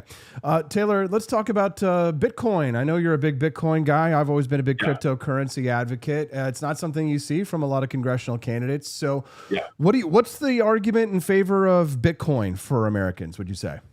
Well, I mean, the reality is the dollar has been used as a political tool or a political football for decades now. The Federal Reserve has not been diligent with its responsibility to protect our country's greatest economic asset, which is the strength of the dollar. And so there are a lot of people who say, look around and think, what can I do to diversify and store value in an asset that isn't underpinned by the U.S. dollar? And that's fine. I use dollars all the time. I'm not against our currency, but I'm for Americans not being trapped in a system that year over year is taxed. Inflation is a tax on people that is a result of federal economic policy. And so that's what Bitcoin does. It creates a finite store of value. It's a digital currency that it can't be added to or subtracted from unless it's lost. And so there's a lot of value to having a digital currency in this day and age that can be used for a modern economic system. Uniquely, you point out that not many members of Congress or candidates for Congress have really strong positions on these. They see the money that can flow in from Bitcoin, and so they're for the Clarity Act or for crypto, and that's great. We need people who are interested in learning more about it. But for a long time now, I've been a proponent and an advocate of the use and the value of having Bitcoin and digital assets in our economy. So to that point, this is a district that is very ag-centric. Missouri's 5th Congressional District has a ton of farmland, and Missouri does not have a member of Congress who serves on the Agriculture Committee. Growing up on a farm, agriculture is an area that I care about, I'm concerned about. I recently learned just in this campaign that the Ag Committee is also the committee that governs this commodity, these digital assets, because of the Commodities Exchange and Trade Commission is governed or authorized by the Ag Committee. So somewhat uniquely, I'm a member or a future member of Congress who wants to serve on ag for both the ag policy component and the cryptocurrency component of it. And I think that I'm familiar enough with both to be a strong advocate for Missouri and proponents in each. All right, Taylor. Well, you are running for Congress, and a lot of the listeners to the Wake Up America show here on this For Liberty Network are from Missouri.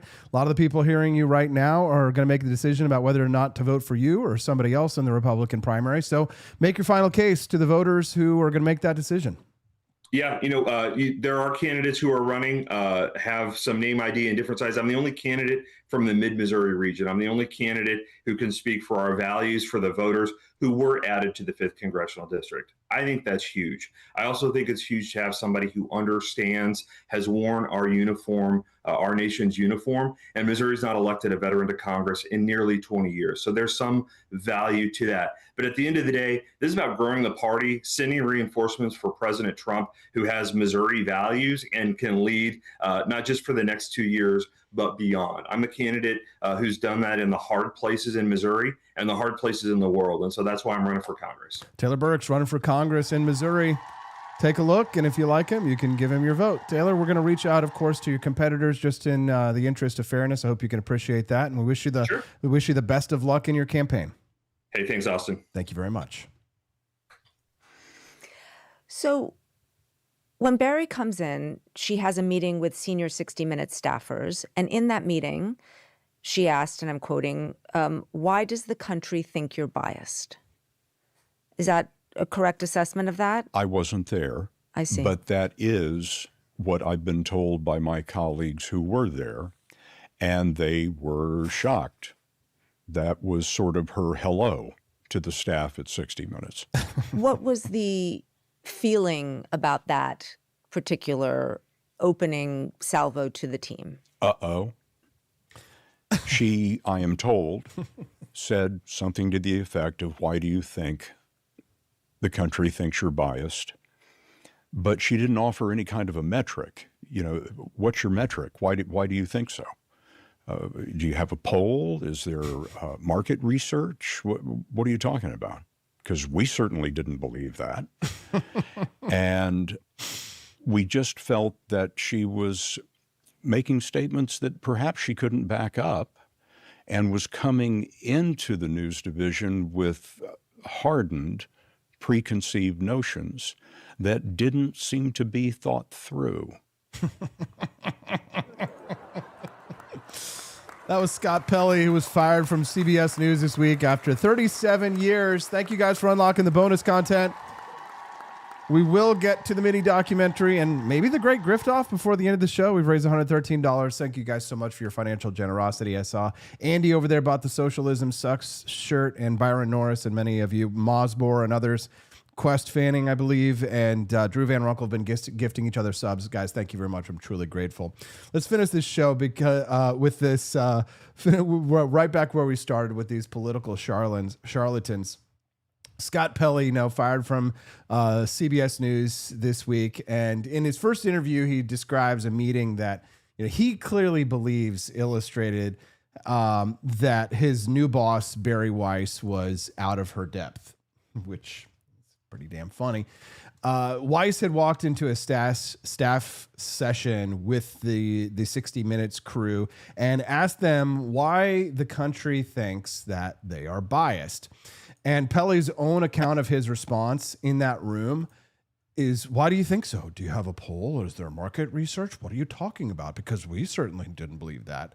And he told that story to New York Times as evidence that Weiss was asking an absurd question.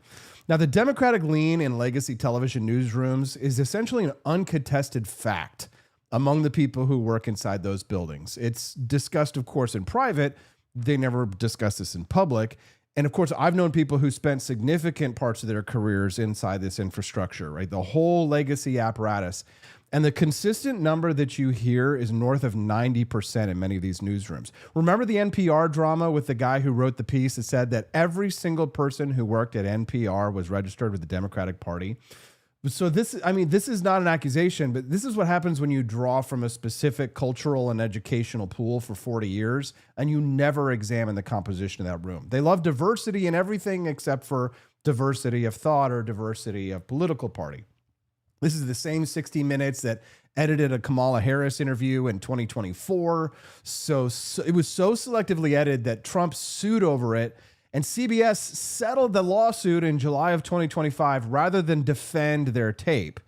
That same 60 Minutes, staffed by people who, by Pelley's own account in the New York Times this week, certainly did not believe that they were perceived as having a lean, right? They are heavily moving. Right? The costume that they wear is the 37 years, the gravitas voice, right? The anchor's bearing, right? The combat tours, right? Pelley mentioned the combat tours in the interview, and he was close to tears in this. And as long as the costume that these people are wearing is intact, then the question of what is actually in the room around them doesn't appear to apply to them, right? And in this same interview, Pelley says he believes the women making allegations against Maine candidates Graham Plattner, including a woman who described being physically grabbed, having her arm twisted behind her back, and being held in a room against her will. And for that credibility determination, he required no poll, no market research whatsoever. Ro Khanna, the congressman from California who flew to Bar Harbor, Maine on June 5th to organize a rally for Plattner, is the elected official version of this same operation.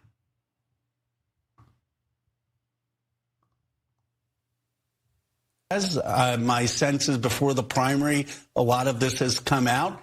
Obviously, look, if there was evidence of violence, I would not support him. If there was evidence of sexual assault, I'd have zero support for him. There's the political version of that. Now, Plattner has on the record sexually explicit texts sent to multiple women while married. A tattoo that he says he didn't know was a Nazi symbol for 18 years. Other than the swastika, it's the most known Nazi symbol, the Totenkopf.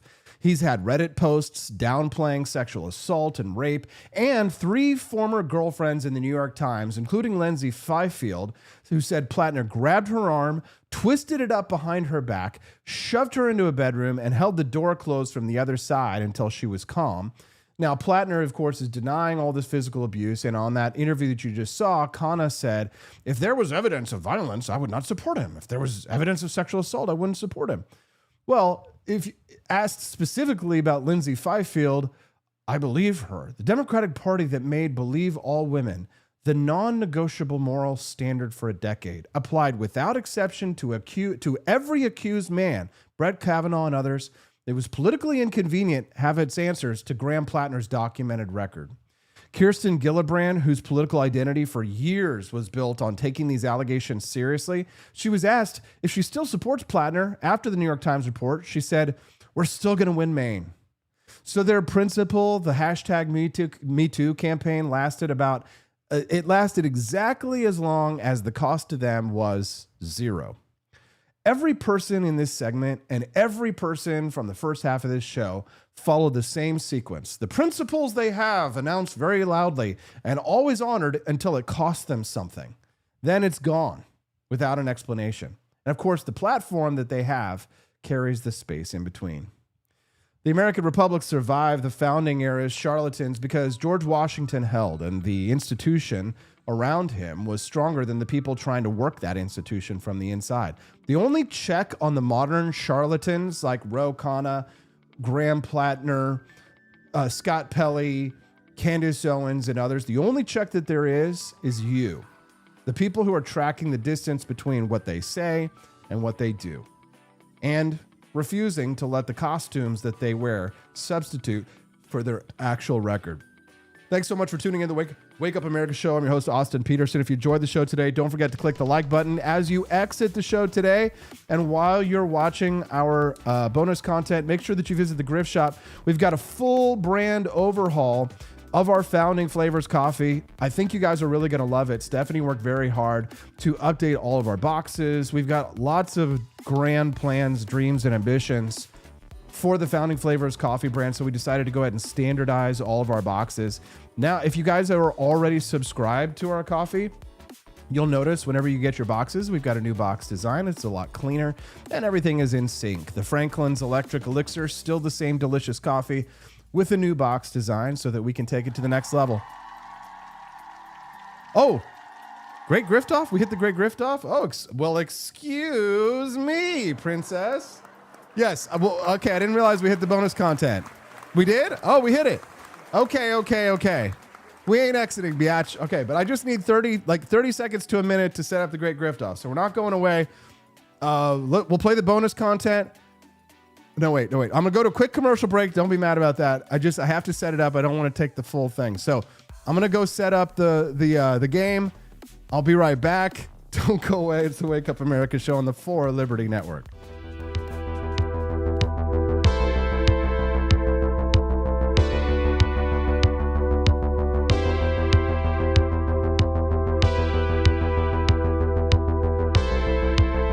Are you tired of the strange radioactive effects of leftist culture?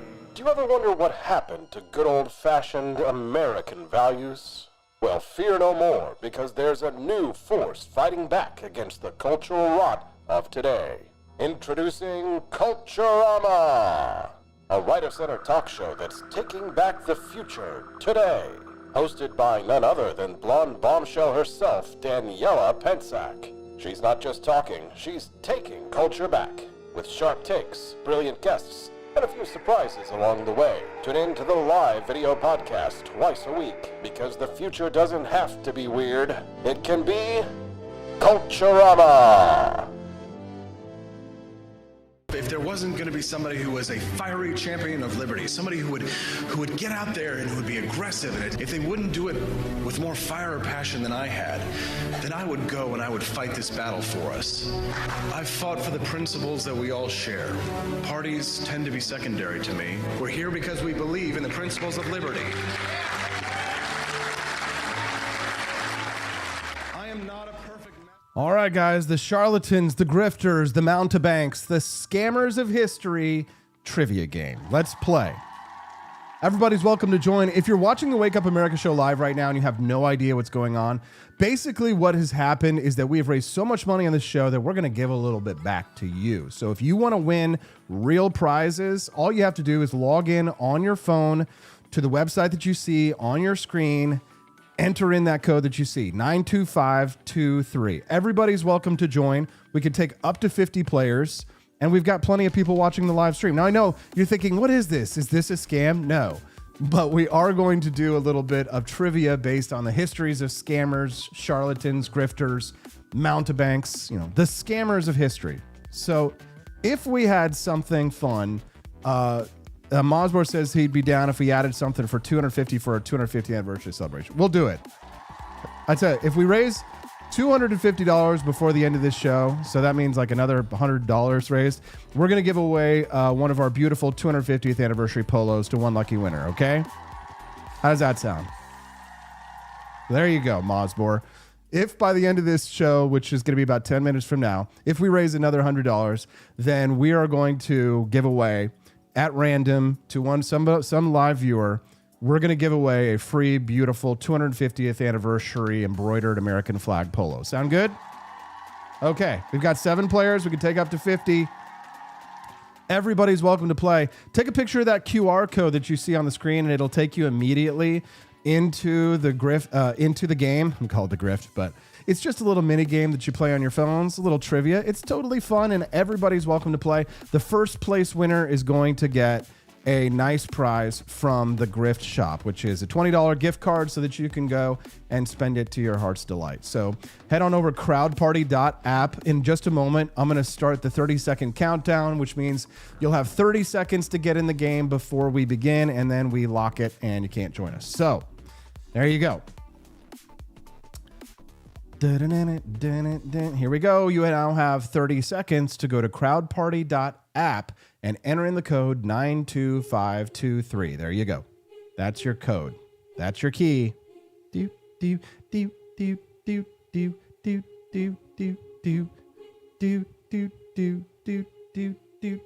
now have 15 seconds to get in the game. Go to crowdparty.app. Type in your code 92523. Do Willie, you made it.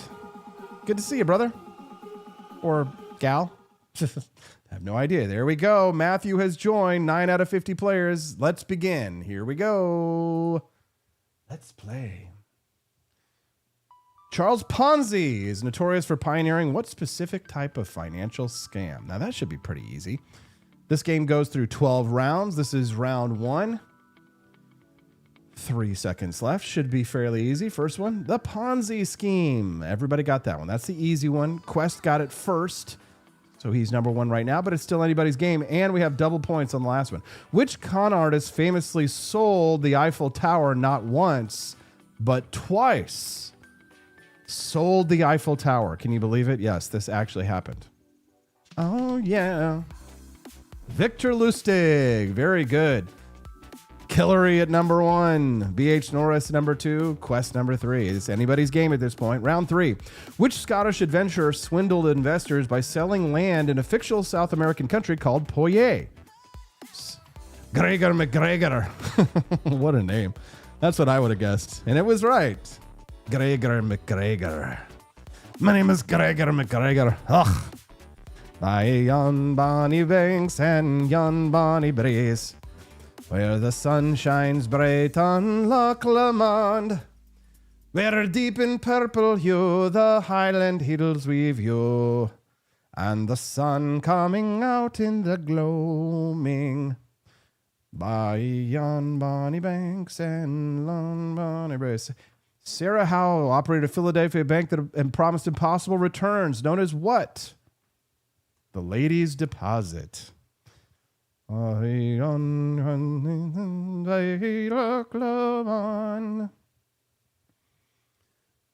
deep in purple hue.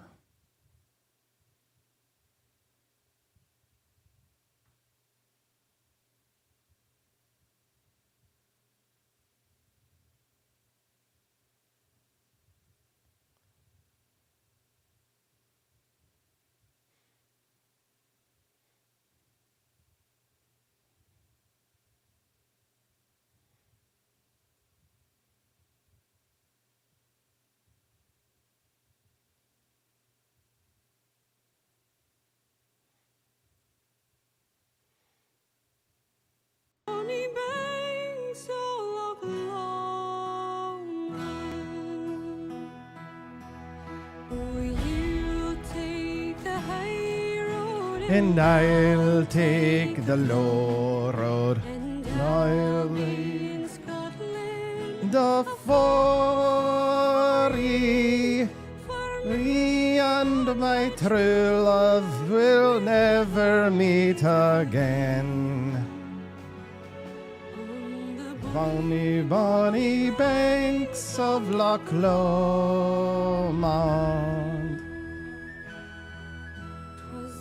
Ooh, Cassie Chadwick. Somebody knew pork chop. Dang, pork chop. Round 9 of 12.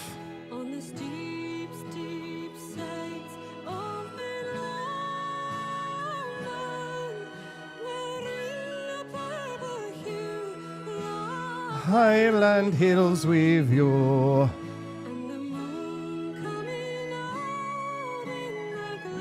Loch Lomond. Ugh. The Great Diamond Hoax of 1872. Oh, this was a good one. I just read about this one. I'll be in Scotland for ye. All right, last round. This one's double points, guys. Anybody's game. Known as the Match King, this Swedish industrialist committed widespread fraud, including issuing fraudulent bonds. Ugh. Swedish. I don't know any Swedish tunes. And I'll take the low road. Ivar Kruger. Let's see who won. The winner is Quest. Congratulations, Quest Fanning. Boy, that was a close one. Came in there at the very end. Quest Fanning, you are the winner. Pork chop. Sorry, rigged. It's a scam and also rigged and also grifted. Hope you guys enjoyed the show today. Thanks so much for tuning in as always. Congratulations, Quest. Send us a text. You'll get your $20 gift card to the Grift Shop. Hope you enjoy it. Thank you guys for your financial contributions. We are always so deeply grateful when you help us to make the next generation of Liberty Media possible. We couldn't do it without people like Pork Chop and Byron Norris and Amy J. Easley and Quest Fanning. And we couldn't do it with people like Killary or Pork Chop or Barney Styles. We couldn't do it without people like DeWilly or Hunter's Crackpipe. Drew. We couldn't do it without you. So thank you so much. Enjoy the bonus content, the mini documentary. You've earned it. You've unlocked it. And we'll see you guys right back again here tomorrow on the Wake Up America show. And that's on the 4 Liberty Network.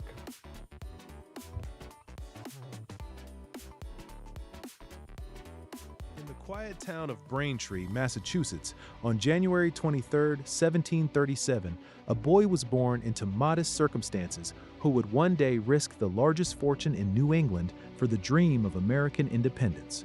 His name was John Hancock. Tragedy struck early. His father died when John was just 7. He was adopted by his childless uncle, Thomas Hancock, the richest merchant in Boston. Suddenly, the boy went from modest means to a life of privilege, fine clothes, private tutors, imported luxuries, and a massive waterfront mansion. By the time he was 27, Uncle Thomas died and left him everything: a fleet of ships, warehouses bulging with goods, and one of the greatest fortunes in the colonies. Most men would have spent the rest of their lives enjoying that wealth. John Hancock chose a far more dangerous road.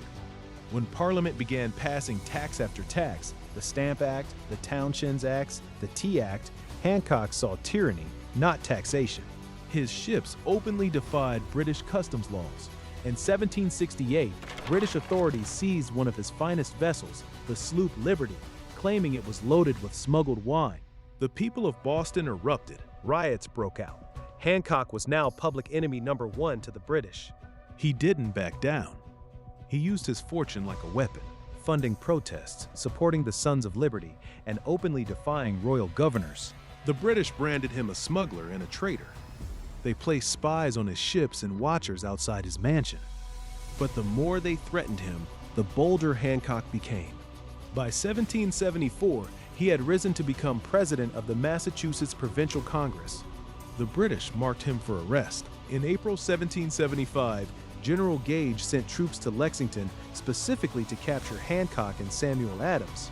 Only Paul Revere's desperate midnight ride saved them. Hancock and Adams fled into the night just hours before the first shots of the Revolution rang out on Lexington Green. The war had begun, and John Hancock was all in. In the summer of 1775, he was elected president of the Continental Congress. It was the highest civilian position in the colonies. At just 38 years old, the stylish, wealthy merchant now led the entire American rebellion. He presided over the debates that led to independence. And on July 4th, 1776, when the Declaration of Independence was ready, Hancock was the first to sign it. He didn't just sign it. He wrote his name in letters so large and defiant that King George III could read it without spectacles. When someone asked why he signed so boldly, Hancock reportedly smiled and said, "There, His Majesty can now read my name without glasses, and he can double the price on my head if he likes." He knew the risk. If the revolution failed, he would be hanged as a traitor. His ships would be burned, his fortune seized, his name forever cursed. Yet he signed anyway and encouraged every other delegate to do the same. Throughout the war, Hancock poured his personal wealth into the cause. He loaned money to Congress when there was none. He bought supplies for the army out of his own pocket. He helped finance privateers that harassed British shipping.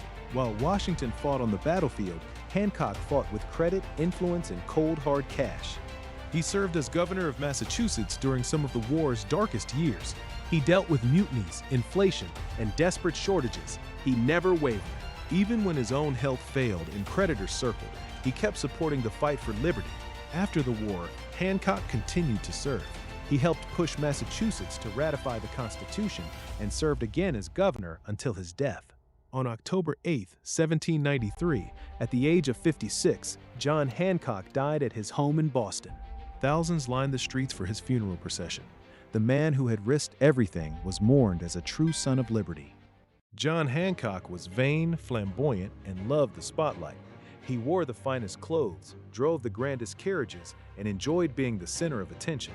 But when the moment of truth came, this wealthy aristocrat chose revolution over comfort, defiance over safety, and country over fortune. He didn't just sign the Declaration of Independence, he put his entire life, name, and fortune on the line so that a new nation could be born. From the seized ship Liberty to the oversized signature that still makes schoolchildren smile today, John Hancock stood as proof that even the richest among us can choose freedom over privilege. His bold signature remains the most famous in American history, a permanent reminder that liberty sometimes demands that we sign our names large enough for tyrants to read and loud enough for history to remember. John Hancock, the merchant prince who became a founding father and one of the bravest gamblers the American Revolution ever had.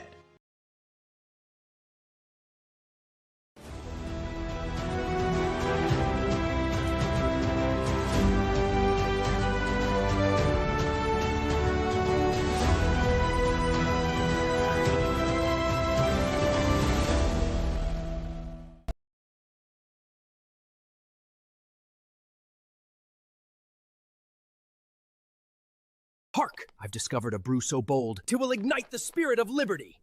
This is not merely coffee, 'tis the very essence of American boldness. Give me coffee, or give me death. Go to 4 Liberty Shop to procure yours now.